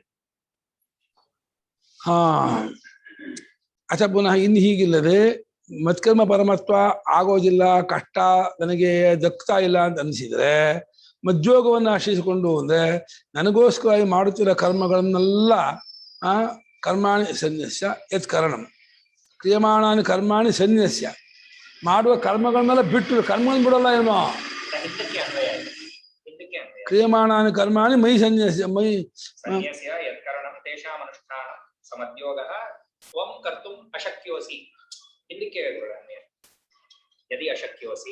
ಅಲ್ಲ, ಕ್ರಿಯಮಾಣಾನಿ ಕರ್ಮಾಣಿ ಸನ್ಯಾಸಿ ಯಾತಕ್ಕಿಲ್ಲ? ಅದೇ ಹಿಂದೆ ಹೇಳಿದ್ದ ಇದು ಇದಕ್ಕೆ ಹಿಂದೆ ಸನ್ಯಾಸ ಇಲ್ಲ ಅಲ್ಲ, ಹಿಂದೆ ಕರ್ಮ ಪರಮೋಹ ಸನ್ಯಾಸವನ ಅಂದ್ರೆ ಕರ್ಮದಲ್ಲೂ ಇದು ಅಟ್ಯಾಚ್ಮೆಂಟ್ ಅಷ್ಟ, ಕರ್ಮ ಬಿಡೋದಲ್ಲ, ಕರ್ಮ ಬಿಡೋದಲ್ಲ, ವಿಧಿಶ ಸನ್ಯಾಸ ಅಲ್ಲ. ಹಿಂದೆ ಹೇಳಿದ್ರ ಹಿಂದಿನ ಶ್ಲೋಕದಲ್ಲಿ ಇಲ್ಲಿ ಮತ್ಕರ್ಮ ಪರಮೋಹ ಹಾಗಿಟ್ಕೊಂಡ್ಬಿಟ್ಟಿದಾರೋ ಅಂತ ಮನಸ್ಸು ಭಾಷಿಕಾರರು. ಹಿಂದೆ ಬರೆದ್ರಲ್ಲ ಮತ್ಕರ್ಮ ಪರಮ, ಹಾಗೆ ಮತ್ಕರ್ಮ ಪ್ರಧಾನ ಆವಾಗ ಇಲ್ಲಿ ಸನ್ಯಾಸಿ ಯಾತಿ ತಗೊಂಡ್ರು. ಇಲ್ಲಿ ಸನ್ಯಾಸಿ ಅಂದ್ರೆ ಅಲ್ಲಿ ಕರ್ಮತ್ಯಾಗನೂ ಆಗಿದೆ, ಫಲತ್ಯಾಗನೂ ಆಗಿದೆ. ಎಲ್ಲ ಕರ್ಮಯೋಗದಲ್ಲಿ ಕರ್ಮತ್ಯಾಗ ಆಗಿಲ್ವಲ್ಲ. ತ್ಯಾಗ ಅಂದ್ರೆ ಮಾಡೋ ಕರ್ಮನೂ ಭಗವಂತನ ಅರ್ಪಿಸ್ತಾ ಇದ್ದಾನೆ, ಸರಿ, ಫಲಾನೂ ಅರ್ಪಿಸ್ತಾ ಇದ್ದಾನೆ. ಈ ಕರ್ಮ ಮಾಡ್ತಾನೆ ಇದ್ದಾನೆ ತಾನೆ, ಅವ್ನ ಕರ್ತೃತ್ವ ಬುದ್ಧಿ ಇದೆ, ಕರ್ಮತ್ಯಾಗ ಆಗಿಲ್ಲ. ಅಂದ್ರೆ ಆ ರೀತಿ ಆಗಿಲ್ಲ ಸನ್ಯಾಸಿ. ಹೇಗೆ ವಿವಿಧ ಸನ್ಯಾಸಿ ಕರ್ಮತ್ಯಾಗ ಮಾಡಿಲ್ಲ, ಆ ಕರ್ಮತ್ಯಾಗ ಮಾಡಿಲ್ಲ, ಸಂಘ ಬಿಟ್ಟ ಅಷ್ಟ ನಂದಲ್ಲ ಅಂತ ಅನ್ಕೊಂಡಿದ್ದಾನೆ. ಭಗವಂತನ ಕರ್ಮ ಮಾಡ್ತಿದ್ದೀನಿ, ಮಾಡುವ ಕರ್ಮಗಳನ್ನೆಲ್ಲ ಕೈ ಬಿಟ್ಟು ಅಂದ್ರೆ ಸನ್ಯಾಸ ಮಾಡಿದ್ದಂದ್ರೆ ಇದು ನಂದಲ್ಲ ಅಂತ ತಿಳ್ಕೊಂಡು ಅಷ್ಟೇ ಅರ್ಥ. ವಿವಿಧ ಸನ್ಯಾಸ ಮಾಡ್ತಾರಲ್ಲ, ಪರಿವ್ರಾಜಕರಾಗಿ ಸನ್ಯಾಸ ಮಾಡೋ ಆ ಸನ್ಯಾಸ ಅಲ್ಲ ಇದು. ಈಗ ಸನ್ಯಾಸ ಪದ ಕನ್ಫ್ಯೂಸ್ ಆಗತ್ತೆ ಈ ಪದ ಹಾಕಿದ್ರೆ. ಯಾಕೆ ಆ ಪದ ಹಾಕಿದ್ರಪ್ಪ? ಮಜ್ಜೋಗಂ ಮೈ ಕ್ರಿಯಮಾಣಾನಿ ಕರ್ಮಾಣಿ, ಕರ್ಮ ಅಷ್ಟೇ ನಿಲ್ಕೊಂಡ್ಬಿಟ್ಟು ಯತ್ ಕಾರಣಂ ತೇಷಾಂ ಅನುಷ್ಠಾನ ಸಾಮಜ್ಯೋಗ. ಅದನ್ನ ಕೈ ಬಿಟ್ಟು ಅಂತಂದ್ರೆ ಅದನ್ನು ಈಶ್ವರಾರ್ಪಣೆಯಿಂದ ಮಾಡೋದು ಅನ್ನೋದೇನಿದೆ ಹಿಂದಿಂದ ಮತ್ಕರ್ಮ ಪರಮೋಭವ, ಅದಾಗದೆ ಹೋದ್ರೆ ಅದನ್ನ ಮಾಡಿಕೊಂಡು ಅನುಷ್ಠಾನ ಮಾಡಿಕೊಂಡಿರೋದು ಮಧ್ಯೋಗ. ತಮ ಆಶ್ರಿತ ಸನ್ ಕರ್ಮ ಸರ್ವಕರ್ಮ ಫಲತ್ಯಾಗಂ ಸರ್ವೇಷಾಂ ಕರ್ಮಣಾಂ ಫಲಸನ್ಯಾಸಂ ಸರ್ವಕರ್ಮ ಫಲತ್ಯಾಗಂ ತತಃ ಅನಂತರಂ ಕುರು ಯಥಾತ್ಮವಾನ್ ಸಂಯತ ಚಿತ್ತ ಸನ್ ಇತ್ಯರ್ಥ. ಅದನ್ನ ಮಾಡ್ತಾ ಇರೋ, ಬಿಡಬೇಡ. ಅವನು ಅದನ್ನು ಒಪ್ಪಿಸ್ಬಿಟ್ಟ, ಕರ್ಮವೂ ನಂದಲ್ಲ ಅಂದ್ಬಿಟ್ಟ, ಫಲವೂ ನಂದಲ್ಲ ಅಂದ. ಯಾವುದು ಇವನು ಕರ್ಮ ನಂದು, ನಾನು ಕರ್ಮ ಮಾಡ್ತಾ ಇದ್ದೀನಿ, ಫಲ ಮಾತ್ರ ಬೇಡ ಅಂತ ಅನ್ಕೊಂಡು ಮಾಡು ಅಂತ ಅಷ್ಟೇ ಐತಲ್ಲ. ಕರ್ಮವೂ ನಂದಲ್ಲ ಅನ್ಕೊಳ್ಳೋದು ಹೈ ಲೆವೆಲ್ಲು, ಕರ್ಮ ಮಾಡ್ತೀನಿ ಫಲ ಬೇಡ ಅನ್ನೋದು ಲೋ ಲೆವೆಲ್ಲು. ಅದನ್ನಾದ್ರೂ ಮಾಡು ಅಂತ ಇದ್ದಾನೆ. ಕರ್ಮವನ್ನು ಒಪ್ಪಿಸೋದಿದೆಯಲ್ಲ ಅದು ಗ್ರೇಟ್, ಅದು ಹೈ ಲೆವೆಲ್ಲು. ಆ ಕರ್ಮವನ್ನು ಒಪ್ಪಿಸ್ತಾ ಇದ್ದಾನು, ನಾನು ಕರ್ಮ ಮಾಡೋನು ಅಂತ ಅಭಿಮಾನ ಇದೆ. ಆದರೆ ನಂಗೇನು ಫಲ ಬೇಡ, ಪರಮೇಶ್ವರ ಇನ್ನು ಆರಾಧನೆ ಮಾಡ್ತಿದ್ದೀನಿ, ಇನ್ನು ಸೇವೆ ಮಾಡ್ತೀನಿ, ನಂಗೇನು ಫಲ ಕೊಡಬೇಡ, ನಂಗೆ ಚಿತ್ತಿಸಿದ್ರು. ಅವಾಗ ಅದನ್ನ ಮತ್ಕರ್ಮ ಪರನಾಗ್ತಾನೆ. ಮತ್ಕರ್ಮ ಪರನ ಆದ್ಮೇಲೆ ಆ ಯೋಗ ಬರುತ್ತೆ, ಅಭ್ಯಾಸ ಯೋಗ. ಆಮೇಲೆ ವಿಶ್ವರೂಪ ಚಿಂತನೆ ಆಗುತ್ತೆ. ಆಮೇಲೆ ವಿಶ್ವರೂಪ ಸ್ವರೂಪ ನಾರಾಯಣ ಒಂದಾಗೋದು, ಜ್ಞಾನ ಪ್ರಾಪ್ತಿ, ಮೋಕ್ಷ ಪ್ರಾಪ್ತಿ. ಎಲ್ಲಾ ಕರ್ಮಗಳ ಫಲತ್ಯಾಗವನ್ನ ಮಾಡುವ ಎಲ್ಲಾ ಕರ್ಮಗಳ ಅಂದ್ರೆ ಇಲ್ಲಿ ಎಲ್ಲಾ ಕರ್ಮ ಅಂದ್ರೆ ನಿಷಿದ್ಧ ಕರ್ಮ ಅಲ್ಲ. ನಿಷಿದ್ಧ ಕರ್ಮ ಮಾಡ್ಲೇಬಾರ್ದು. ನಿಷಿದ್ಧ ಕರ್ಮ ತ್ಯಾಜ್ಯ.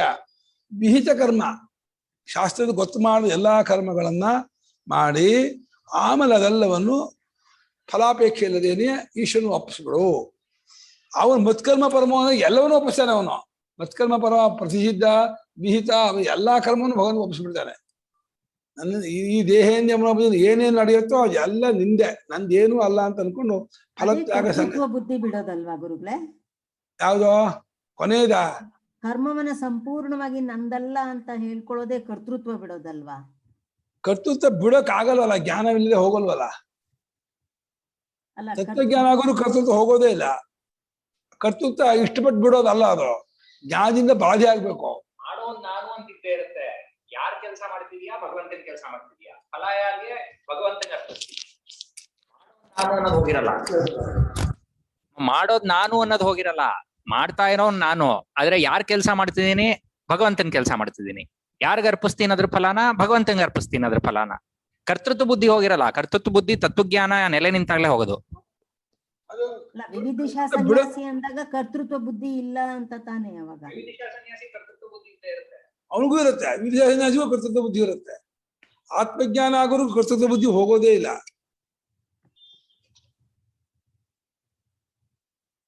ಹಾಗಾಗಿ ಇಲ್ಲಿ ಮತ್ಕರ್ಮ ಪರಮೋಭವ ಅನ್ನೋಕ್ಕೂ ಸರ್ವಕರ್ಮ ಫಲತ್ಯಾಗ ಅನ್ನೋಕ್ಕೂ ವ್ಯತ್ಯಾಸ ಏನು ಅಂತ ತಿಳ್ಕೊಬೇಕು. ಮತ್ಕರ್ಮ ಪರಮೋಭವ ಅನ್ನುವಾಗ ಮಾಡುವ ಎಲ್ಲಾ ಕರ್ಮವನ್ನು ಭಗವಂತನಿಗೆ ಒಪ್ಪಿಸೋದು ಮತ್ಕರ್ಮ ಪರಮೋಭವ. ಸರ್ವಕರ್ಮ ಫಲತ್ಯಾಗ ಅಂದ್ರೆ ಶಾಸ್ತ್ರೀಯ ಕರ್ಮಗಳನ್ನೇ ಮಾಡುತ್ತಾ ಫಲತ್ಯಾಗ ಮಾಡೋದು ಹೌದು. ಮತ್ಕರ್ಮ ಪರಮೋಭವ ಮೇಲಿಂದು ಅದು 10ನೇ ಶ್ಲೋಕದಲ್ಲಿ ಹೇಳಿದ್ದು ಇನ್ನು ಹೈ ಲೆವೆಲ್ಲು, 11ನೇ ಶ್ಲೋಕದಲ್ಲಿ ಹೇಳಿದ್ದು ಲೋ ಲೆವೆಲ್ಲು. ಎರಡು ಕರ್ಮಯೋಗವೇ. ಅವನ ಕರ್ಮಯೋಗ ಎಲ್ಲ ಮಾಡು ಎಲ್ಲಾ ಕ್ರಿಯೆಯನ್ನು ಪರಮಾತ್ಮಗೋಸ್ಕರ ಮಾಡ್ಕೊಂಡು ಒಪ್ಪಿಸಿಟ್ಟು ಕರ್ಮವನ್ನು ಫಲವನ್ನು ಶೀತೋಷ್ಣ ಎಲ್ಲವನ್ನು ಮಾಡ್ಕೊಂಡು ಎರಡು ಭಾವನೆನೇ ಅಲ್ವಾ? ಆ ಭಾವನೆ ಹೌದು, ಭಾವನೆ ಹೌದು, ಕರೆಕ್ಟು. ಎರಡು ಭಾವನೆಯೇ. ಮತ್ಕರ್ಮ ಪರಮನಾದಾಗ ಇರುವ ಭಾವನೆಗೂ ಸರ್ವಕರ್ಮ ಫಲತ್ಯಾಗದ ಭಾವನೆಗೂ ಏನ್ ವ್ಯತ್ಯಾಸ ಅಂತ ಹೇಳ್ಬೇಕಲ್ಲ. ಮತ್ಕರ್ಮ ಪರಮ ಅಂತಂದ್ರೆ ಪರಮಾತ್ಮನಿಗೋಸ್ಕರ ಕರ್ಮ ಮಾಡೋದು ಅನ್ನೋದೇ ಸರ್ವಸ್ವ. ಅಷ್ಟೇ, ಮಾಡೋದೆಲ್ಲವನ್ನು ಪರಮಾತ್ಮನಿಗಾಗಿ ಮಾಡ್ತೀನಿ ಅಂದ್ಕೊಂಡು ಮಾಡ್ತಾನೆ.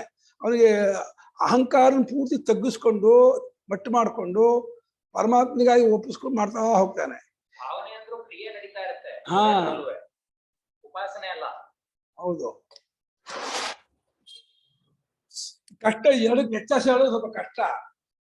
ಚೂರು ಮತ್ಕರ್ಮ ಪರಮ ಅನ್ನೋದಕ್ಕೂ ಸರ್ವಕರ್ಮ ಫಲತ್ಯಾಗ ಅನ್ನೋದಕ್ಕೂ ಬರೀ ಫಲತ್ಯಾಗ ಮಾತ್ರ ಮಾಡ್ತಾನೆ ಕೊನೆಯವನು. ಅದು ಹಿಂದಿನವನು ಫಲತ್ಯಾಗ, ಕರ್ಮತ್ಯಾಗ, ಸಂಗತ್ಯಾಗ, ಈಶ್ವರ ಎಲ್ಲವನ್ನೂ ಮಾಡ್ಕೊಂಡು ಹೋಗ್ತಾನೆ. 4 ಅಂಶವನ್ನು ಇಟ್ಕೊಂಡಿದ್ದಾನೆ. 4 ಅಂಶವೂ ಇದೆ.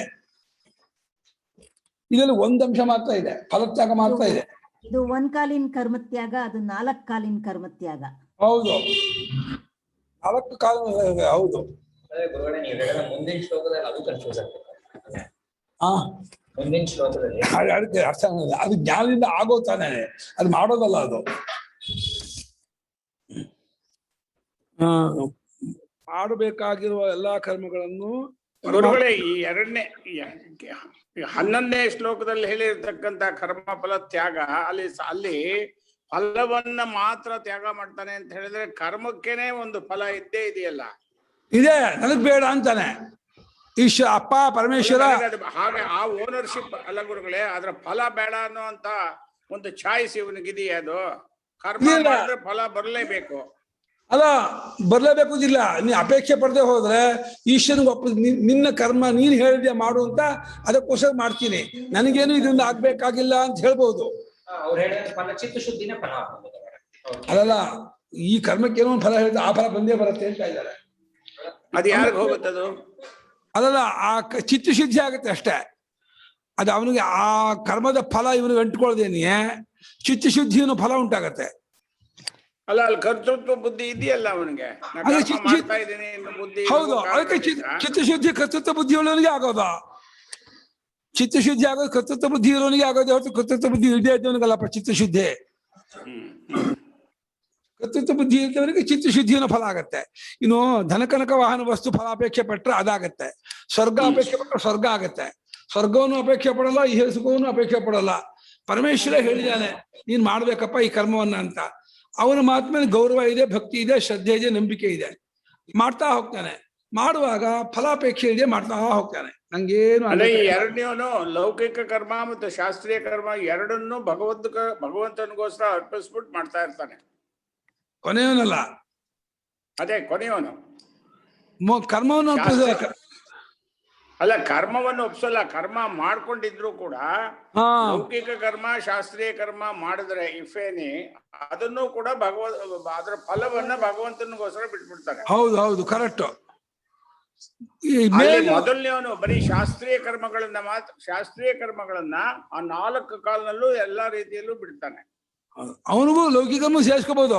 ಲೌಕಿಕ ಕರ್ಮವನ್ನು ಕೂಡ ಫಲಾಪೇಕ್ಷೆ ಇಲ್ಲದೇನೆಯೇ ಸಂಗತ್ಯಾಗದಿಂದ ಮಾಡ್ತಿರ್ತಾನೆ, ಸೇರಿಸ್ಕೋಬಹುದು. ಅವನಿಗೂ 4 ಅಂಶ, 4 ಎಲ್ಲಾ ಕರ್ಮ ಬಿಟ್ಕೊಂಡಿರ್ತಾನೆ. ಪರಿಸಿದ್ಧ ಕರ್ಮವನ್ನು ಮಾಡೋಲ್ಲ, ಯಾವ ಕಾರಣಕ್ಕೂ ಮಾಡಕ್ ಹೋಗಲ್ಲ ಅವನು.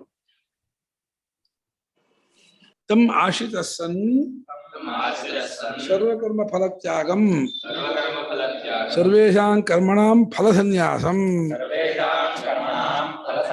ಸರ್ವಕರ್ಮ ಫಲತ್ಯಾಗಂ ತತಃ ಅನಂತರಂ ಕುರು ಯಥಾತ್ಮವಾನ್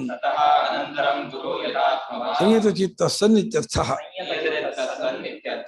ಅದನ್ನು ಆಶ್ರಯಿಸಿಕೊಂಡು ಅಂದ್ರೆ ಫಲತ್ಯಾಗವನ್ನು ಆಶ್ರಯಿಸಿಕೊಂಡು ಎಲ್ಲಾ ಕರ್ಮ ಫಲತ್ಯಾಗವನ್ನ ಅಂದ್ರೆ ಮಾಡುವ ಎಲ್ಲಾ ಕರ್ಮಗಳ ಫಲಸನ್ಯಾಸ ಮಾತ್ರ ಮಾಡಿದ್ದಾರೆ. ಸಮತ್ವ ಬುದ್ಧಿ, ದ್ವಂದ್ವ ಪ್ರಹಾಣ, ಈಶ್ವರಾರ್ಪಣೆ ಮಾಡ್ಕೊಂಡಿಲ್ಲ. ಫಲ ಮಾತ್ರ ಬೇಡ ಅಂತ. ಕರ್ಮವನ್ನು ಒಪ್ಸೋದು ಮೇಲ್ಮಟ್ಟದ್ದು, ಕರ್ಮವನ್ನು ಮಾಡಿ ಫಲವನ್ನು ಮಾತ್ರ ಬೇಡ ಅನ್ನೋದು ಕೆಳಮಟ್ಟದ್ದು. ಕರ್ಮವೂ ನಂದಲ್ಲಪ್ಪ, ಕರ್ಮ ನಂದಾದ್ಮೇಲೆ ಫಲ ಕೇಳಕ್ ರೈಟೇ ಇಲ್ಲ, ಅಧಿಕಾರವೇ ಇಲ್ಲ. ಕರ್ಮ ನಂದು, ಫಲ ಮಾತ್ರ ಬೇಡ ಅನ್ನೋದಕ್ಕೂ ಇನ್ನು ಕೆಳಗಿನ ಮಟ್ಟ. ಕರ್ಮ ನಂದು ಹೌದು, ನಾನ್ ಕರ್ಮ ಮಾಡಿದವನು, ಆದ್ರೆ ನಂಗೆ ಯಾವ ಫಲವೂ ಬೇಡ ಅಂತ ಅನ್ಬೋದು. ಇದು ಲೋ ಲೆವೆಲ್. ಇದು ಕರ್ಮಗಳನ್ನು ಒಪ್ಸೋದು ಸ್ವಲ್ಪ ಹೈ ಲೆವೆಲ್ಲು, ಯೋಗ ಅಭ್ಯಾಸ ಮಾಡೋದು ಇನ್ನೊಂದು ಲೆವೆಲ್ಲು, ವಿಶ್ವ ಚಿಂತನೆ ಇನ್ನು ಮೇಲೆ ಲೆವೆಲ್. ಅಂದ ಯಥಾತ್ಮನಾಗಿ ಚಿತ್ತವನ್ನ ಪೂರ್ತಿ ಹತೋಟಿಗೆ ಇಟ್ಕೊಂಡು ಫಲದ ಬಗ್ಗೆ ವಿಕ್ಷೇಪವಾಗದೇನೇ ನೋಡ್ಕೊಂಡು ಕರ್ಮ ಮಾಡ್ತಾ ಹೋಗ್ತಾನೆ. ಫಲವನ್ನು ಬಿಟ್ಕೊಂಡು ಹೋಗ್ತಾನೆ. ಕೃಷ್ಣಾರ್ಪಣ ಮಸ್ತು ಅನ್ಕೊಂಡು ಹೋಗ್ತಾ ಇರ್ತಾನೆ. ಇದಾನಿಂ ಸರ್ವಕರ್ಮ ಫಲ ತ್ಯಾಗಂ ಸ್ತೌತಿ. ಯಾವುದನ್ನು ವಿಧಿಸಿದೆಯೋ ಅದನ್ನ ಹೊಗಳ್ಬೇಕಂತಾನೆ. ಕೊನೆಯ ಲೆವೆಲ್ಲು ಕರ್ಮಫಲ ಫಲತ್ಯಾಗ. ಅದನ್ನ ಮಾಡಿದ್ರು ಹೇಗೆ ಒಳ್ಳೇದಾಗತ್ತೆ ಅಂದ್ರೆ ಭಗವಂತ ಹೊಗಳ್ತಾನೆ. ಜ್ಞಾನಿ ಮಾಡೋದು ಅದನ್ನೇ, ಎಲ್ಲಾ ಕರ್ಮಗಳ ಫಲಗಳ ತ್ಯಾಗ ಮಾಡ್ತಾನೆ. ಅದು ದ್ವಂದ್ವ ಸಮಾಸ. ಇದು ಷಷ್ಠಿ ತತ್ಪುರುಷ. ಕರ್ಮಣಾಂ ಫಲ ಸನ್ಯಾಸ ಅಜ್ಞಾ ಮಾಡೋದು, ಕರ್ಮಣಾಂ ಫಲಾನಾಂಚ ಅಸನ್ಯಾಸ. ಕರ್ಮಗಳನ್ನು ಫಲಗಳನ್ನು ಬಿಡೋದು ಜ್ಞಾನಿ, ಕರ್ಮಗಳ ಅಂತ ಬಿಡೋದು ಅಜ್ಞಾನಿ. ಅದು ಕರ್ಮ ಫಲತ್ಯಾಗ ಸಮಾನ ಇದಿಲ್ಲ ಪದ. ಅದು ಶ್ರೇಯೋ ಹಿ ಜ್ಞಾನಮಭ್ಯಾಸ ಜ್ಞಾನಾಧ್ಯಾನಂ ವಿಶಿಷ್ಯತೆ.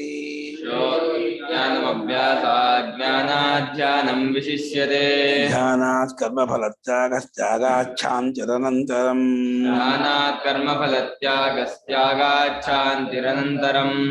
ಶ್ರೇಯೋ ಜ್ಞಾನಮಭ್ಯಾಸಾತ್ ಜ್ಞಾನಾಧ್ಯಾನಂ ವಿಶಿಷ್ಯತೆ. ಧ್ಯಾನಾತ್ ಕರ್ಮ ಫಲತ್ಯಾಗಸ್ತ್ಯಾಗಾತ್ ಶಾಂತಿರನಂತರಂ. ಶ್ರೇಯಃ ಹಿ ಜ್ಞಾನಿಂ ಜ್ಞಾನಂ ಅಭ್ಯಾಸಾತ್ ಜ್ಞಾನಾತ್ ಧ್ಯಾನಂ ವಿಶಿಷ್ಯತೆ. ಧ್ಯಾನಾತ್ ಕರ್ಮಫಲತ್ಯಾಗಃ ತ್ಯಾಗಾತ್ ಶಾಂತಿ ಅನಂತರಂ. ಅಭ್ಯಾಸಾತ್ ಜ್ಞಾನಂ ವಿಶಿಷ್ಯತೆ. ಅಭ್ಯಾಸಕ್ಕಿಂತ ಜ್ಞಾನ ಅಂದ್ರೆ ಆತ್ಮಸ್ವರೂಪ ನಿಶ್ಚಯ ಮಾಡುವ ಜ್ಞಾನ. ಇಲ್ಲಿ ಜ್ಞಾನ ಅಂದ್ರೆ ಏನೋ ಸಮ್ಯಕ್ ಜ್ಞಾನ, ಪರಮಾರ್ಥ ಸ್ವರೂಪವನ್ನು ಯಥಾವತ್ತಾಗಿ ತಿಳ್ಕೊಳ್ಳೋದು ಜ್ಞಾನ. ಅದು ಅಭ್ಯಾಸಕ್ಕಿಂತ ಜ್ಞಾನ ಹೆಚ್ಚಿಂದು ಅಂದ್ರು. ಹಾಗೆಯೇ ಜ್ಞಾನ ಬೇರೆ. ಜ್ಞಾನಾತ್ ಧ್ಯಾನಂ ವಿಶಿಷ್ಯತೆ ಅಂದ್ರು. ನೋಡಿ, ಜ್ಞಾನಕ್ಕಿಂತ ಧ್ಯಾನ ಅಂದ್ರೆ ಶಾಸ್ತ್ರೋಕ್ತವಾದ, ಇಲ್ಲಿ ಆತ್ಮಸ್ವರೂಪ ನಿಶ್ಚಯಿಸುವ ಜ್ಞಾನ ಅಂದ್ರೆ ಅನುಭವ ಪರ್ಯಂತ ಜ್ಞಾನ ಅಲ್ಲ, ಆಖ್ಯಾಸವನ್ನು ಮಾಡ್ಕೊಳ್ಳೋ ಜ್ಞಾನ. ಅಭ್ಯಾಸಕ್ಕಿಂತ ಜ್ಞಾನ ಹೆಚ್ಚು ಅಂದ್ರೆ ಪರಮಾರ್ಥ ಸ್ವರೂಪ ಈ ರೀತಿ ಇದೆ ಅಂತ ಶಾಸ್ತ್ರ ವಾಕ್ಯಾರ್ಥವನ್ನು ನಿಶ್ಚಯ ಮಾಡಿಕೊಳ್ಳುವ ಜ್ಞಾನ. ವಾಕ್ಯಾರ್ಥವನ್ನು ನಿಶ್ಚಯ ಮಾಡಿಕೊಳ್ಳುವ ಜ್ಞಾನವೇ ಹೊರತು ಅನುಭವ ಪರ್ಯಂತವಾಗಿ ಆಗಿಲ್ಲ. ಅನುಭವ ಪರ್ಯಂತವಾಗಿ ಆಗೋದಕ್ಕೋಸ್ಕರ ಮಾಡುವ ಧ್ಯಾನ ಇದೆಯಲ್ಲ, ಅದು ಜ್ಞಾನಕ್ಕಿಂತ ಹೆಚ್ಚಿಂದು. ತಿಳ್ಕೊಂಡ ಮೇಲೆ ಅದನ್ನ ಅನುಭವಕ್ಕೆ ಇಂಪ್ಲಿಮೆಂಟ್ ಮಾಡ್ಕೊಳ್ಳೋಕ್ಕೋಸ್ಕರ ಮಾಡುವ ಧ್ಯಾನ ಇದೆಯಲ್ಲ, ಅದು ಜ್ಞಾನಕ್ಕಿಂತ ಹೆಚ್ಚಿಂದು. ಧ್ಯಾನಾತ್ ಕರ್ಮಫಲತ್ಯಾಗ ಭವತಿ ಅರ್ಥ. ಧ್ಯಾನವಾಗುತ್ತಲೇ ಆತ್ಮಸ್ವರೂಪವನ್ನು ಕಂಡುಕೊಳ್ಳುತ್ತಲೇ ಕರ್ಮಫಲ ತ್ಯಾಗವಾಗಿ ಅದರಿಂದ ಶಾಂತಿ ಅನಂತರದಲ್ಲೇ ಆಗತ್ತೆ. ಧ್ಯಾನಕ್ಕಿಂತ ಈ ಹಿಂದೆ ಹೇಳಿದ ಕರ್ಮಫಲ ತ್ಯಾಗ ಹೆಚ್ಚು ಹೊಂದಲ್ವಲ್ಲ. ಧ್ಯಾನ ಅಂದ್ರೆ ನೀವು ಈ ಅರ್ಥ ಮಾಡ್ಬಿಟ್ಮೇಲೆ ಹೊಗಳದ್ ಬಂದಿದೆ ಅಂತಾನೆ ಮುಂದಿನ ಭಾಷೆ ಭಾಗದಲ್ಲಿ ಅದು ಸ್ವಾಮಿ ಟಿಪ್ಪಣಿ ಮಾಡಿ 4ನೇ ಟಿಪ್ಪಣಿ. ಧ್ಯಾನವೆಂದರೆ ನೋಡ್ರೆ ಆದ್ರೆ ಮುಂದಿನ ಇದಕ್ಕೆ ಅದು ಹೊಂದಲ್ಲಪ್ಪ. ಶಾಸ್ತ್ರೋಕ್ತ ಜ್ಞಾನವನ್ನು ಅನುಭವಕ್ಕೆ ಹೊಂದಿಸುವ ಪ್ರಯತ್ನ ಅಂತ ಅಂದ್ಕೊಂಡಾಗ ಧ್ಯಾನ ಅಂದ್ರೆ ಅದು ಅದಕ್ಕಿಂತ ಇದು ಹೆಚ್ಚಾಗಲ್ಲ, ಕರ್ಮ ಹೆಚ್ಚಾಗಲ್ಲ. ಅದಕ್ಕೆ ಮುಂದೆ ಭಾಷೆ ಭಾಗ 742ರಲ್ಲಿ ಭಾಷಿಕಾರರು ಇದನ್ನೇ ತಗೊಂಡು ಏನಕ್ಕೆ ಅಂದ್ರೆ ಅವನಿಗೆ ಎನ್ಕರೇಜ್ ಮಾಡಬೇಕಲ್ಲ ಇವನನ್ನು. ಸರಿ, ಈ ಸಾಧರ್ಮ್ಯ ಎಂಕರೇಜು, ಸಾಧರ್ಮ್ಯ ತೋರಿಸ್ಬಿಟ್ಟು ಏನ್ ಹೋಲಿಕೆ ಎಂಕರೇಜ್ ಮಾಡೋದಕ್ಕೆ ಅಂತ ಸಾಧರ್ಮ್ಯ ಅದಕ್ಕೆ ಅರ್ಥ ಮಾಡೋಣ.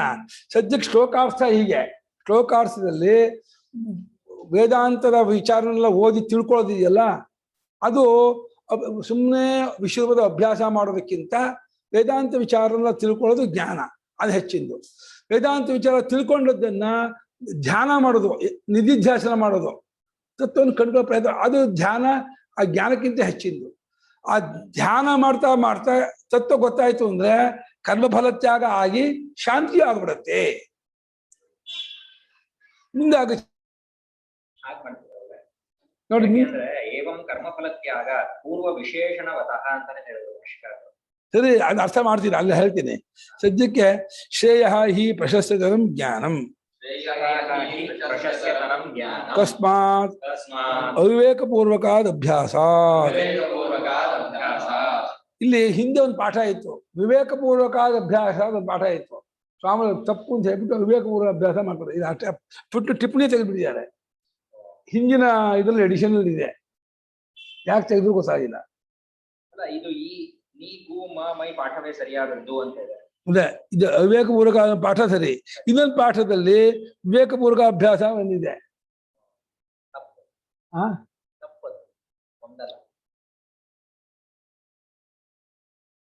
ಅದಕ್ಕೂ ಇಷ್ಟ ಅರ್ಥ ಮಾಡ್ಬೇಕು.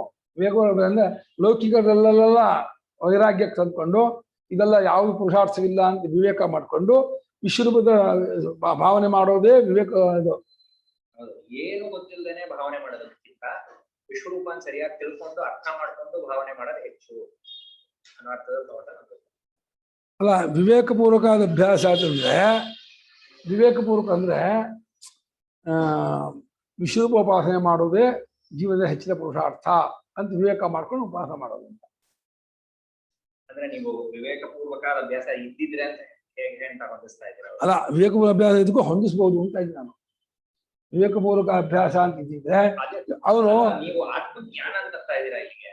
ಇಲ್ಲ, ವಿವೇಕಪೂರ್ವಕ ಅಭ್ಯಾಸ ಅಂದ್ರೆ ಇಷ್ಟೇ. ಈ ಐಹಿಕ ಪ್ರಪಂಚ ಇದೆಯಲ್ಲಪ್ಪ, ಇದೆಲ್ಲವೂ ಕ್ಷಣಿಕ, ಇದು ಅನಿತ್ಯ, ಇದು ದುಃಖ, ಅದನ್ನ ಇದೆಲ್ಲ ಯಾವ್ದು ನಂಗೆ ಬೇಕಿಲ್ಲ ಅಂತೇಳಿ ವಿವೇಕ ತಂದ್ಕೊಂಡು ಈ ವಿಶ್ವೋಪಾಸನೆ ಮಾಡೋದು ಒಂದು ಅಭ್ಯಾಸ ಮಾಡೋದಿದೆಯಾ ಅದು ಹೆಚ್ಚಿದ್ದು ಅಂತ. ಜ್ಞಾನ ಹೆಚ್ಚಿದ್ದು ಅಂತ ಇದೆಯಲ್ಲ, ಅದಕ್ಕಿಂತ ಹೆಚ್ಚಿದ್ದು ಜ್ಞಾನ ಅನ್ಬೇಕು. ಹಾ ಹೌದು, ವಿವೇಕಪೂರ್ವಕವಾದ ಈ ಅಭ್ಯಾಸಕ್ಕಿಂತ ಜ್ಞಾನ ಅಂದ್ರೆ ವೇದಾಂತ ಜ್ಞಾನ ಅಂತ. ಸ್ವಾಮಿ ಹಾಗೆ ಮಾಡಿರೋದು. ಜ್ಞಾನ ಅನ್ನಕ್ಕೆ ಆತ್ಮಸ್ವರೂಪ ನಿಶ್ಚಯಿಸುವ ಜ್ಞಾನ ಅಂತ ಅರ್ಥ ಮಾಡಿದ್ದಾರೆ.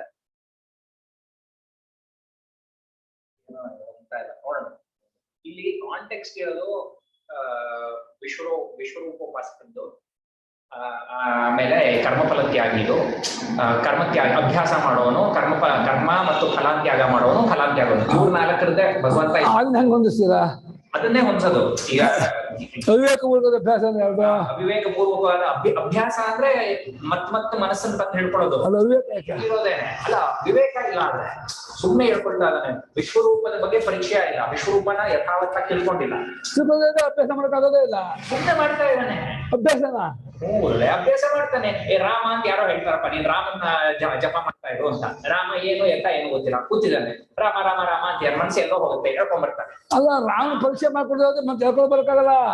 ಎಲ್ಲ ಒಳ್ಳೆ ಸುಮ್ಮನೆ ಧ್ಯಾನ ಮಾಡ್ತಾರೆ ಎಷ್ಟೊಂದ್ ಜನ. ಈಗ ಧ್ಯಾನ ಮಾಡ್ತಾರೆ, ನೀವು ಓಂಕಾರದೆಲ್ಲ ಅರ್ಥ ಮಾಡ್ಕೊಂಡಿರ್ತಾರೆ. ಸರಿ, ಇಲ್ಲಿ ಅವಿವೇಕಪೂರ್ವಕ ಶಬ್ದಕ್ಕೆ ಹಂಗೆ ಏನು ಇಲ್ದೇನೆ ಸುಮ್ಮನೆ ಮೆಕ್ಯಾನಿಕ ಮಾಡೋದು ಮಾಡ್ತಾ ಇರ್ತಾರೆ. ಆ ಜ್ಞಾನಕ್ಕಿಂತ ಜ್ಞಾನಪೂರ್ವಕವಾದ ಅಭ್ಯಾಸ ಅಂದ್ರೆ ವಿಶ್ವರೂಪ ಅಂತ ಯಥಾವತ್ತ ತಿಳ್ಕೊಂಡು ನಾರಾಯಣ ಸ್ವರೂಪ ಇದೇನೆ, ಈ ವಿಶ್ವರೂಪ ಸ್ವರೂಪ ಅಂತ ತಿಳ್ಕೊಂಡು ಮಾಡೋದು ಹೆಚ್ಚು. ಅದಕ್ಕಿಂತ ಕರ್ಮಫಲ ತ್ಯಾಗ ಧ್ಯಾನ ಇದೆ, ಧ್ಯಾನ ಇದೆ ಮುದ್ದೆ. ಆ ಜ್ಞಾನ ತಿಳ್ಕೊಳ್ತೀರ, ಧ್ಯಾನ ಹೆಚ್ಚು. ಹೇಗೆ ಯಾವ ಜ್ಞಾನ ಧ್ಯಾನ ವಿಶೇಷತೆ ಇಲ್ಲ. ಧ್ಯಾನಕ್ಕೆ ಏನ್ ಮಾಡ್ತೀರಾ? ನಿಮಿಷ,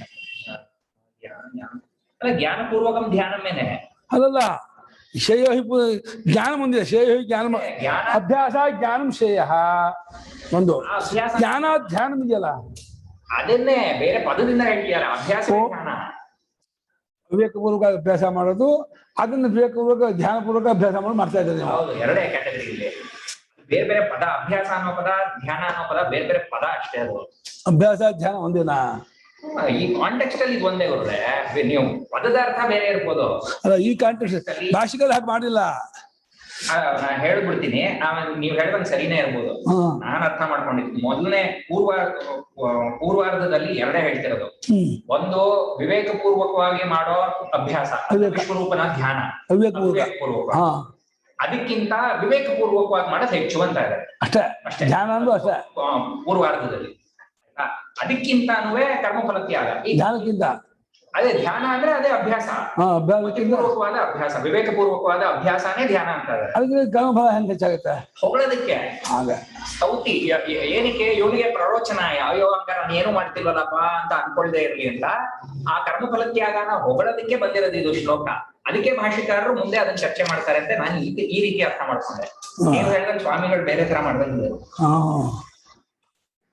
ನಾನು ಇದುವರೆಗೂ ಹೀಗೆ ಅರ್ಥ ಮಾಡ್ಕೊಂಡಿದ್ದೀನಿ. ಸುಮ್ಮನೆ ಮೆಕ್ಯಾನಿಕ್ ಆಗಿ ಅಭ್ಯಾಸ ಮಾಡೋಕ್ಕಿಂತ ಜ್ಞಾನ ಮಾಡ್ಕೊಳ್ಳೋದು, ವೇದಾಂತ ವಿಚಾರನೆಲ್ಲ ತಿಳ್ಕೊಳ್ಳೋದಿದೆಯಲ್ಲ ಅದು ಹೆಚ್ಚಿಂದು. ವೇದಾಂತ ವಿಚಾರ ತಿಳ್ಕೊಳ್ಳೋದು ಜ್ಞಾನ. ಅದೇ ಜ್ಞಾನಕ್ಕಿಂತ ಧ್ಯಾನ ಅಂದ್ರೆ ಅಲ್ಲಿಯೇ ಏಕಾಗ್ರ ಆತ್ಮಸ್ವರೂಪನ್ನೇ ಚಿಂತನೆ ಮಾಡುವಂಥ ಧ್ಯಾನ ಅದು ಹೆಚ್ಚಿಂದು. ಧ್ಯಾನದಿಂದ ಕರ್ಮಫಲ ತ್ಯಾಗ ಆಗತ್ತೆ, ಅವ ಮಾಡೋದಲ್ಲ ಅದು. ಧ್ಯಾನ ಕರ್ಮಫಲ ತ್ಯಾಗ ಹೆಚ್ಚು ಅಂತ ಹೇಳೋ ನೀವು ಸ್ವಾಮಿ ಉಪನ್ಯಾಸ ತೆಗೆದು ನೋಡಿ, ಗೀತೋಪನ್ಯಾಸ ಅಲ್ಲಿ ಹೀಗೆ ಮಾಡಿದ್ದಾರೆ, ಮಾಡಿದ್ದಾರೆ. ಶ್ರೇಯ ಹಿ ಅವಿವೇಕಪೂರ್ವಕಾದ ಅಭ್ಯಾಸ ಅಂದ್ರೆ ನಿಲ್ಲಿಸ್ಬೇಡ. ಸರಿ, ಆಯ್ತು.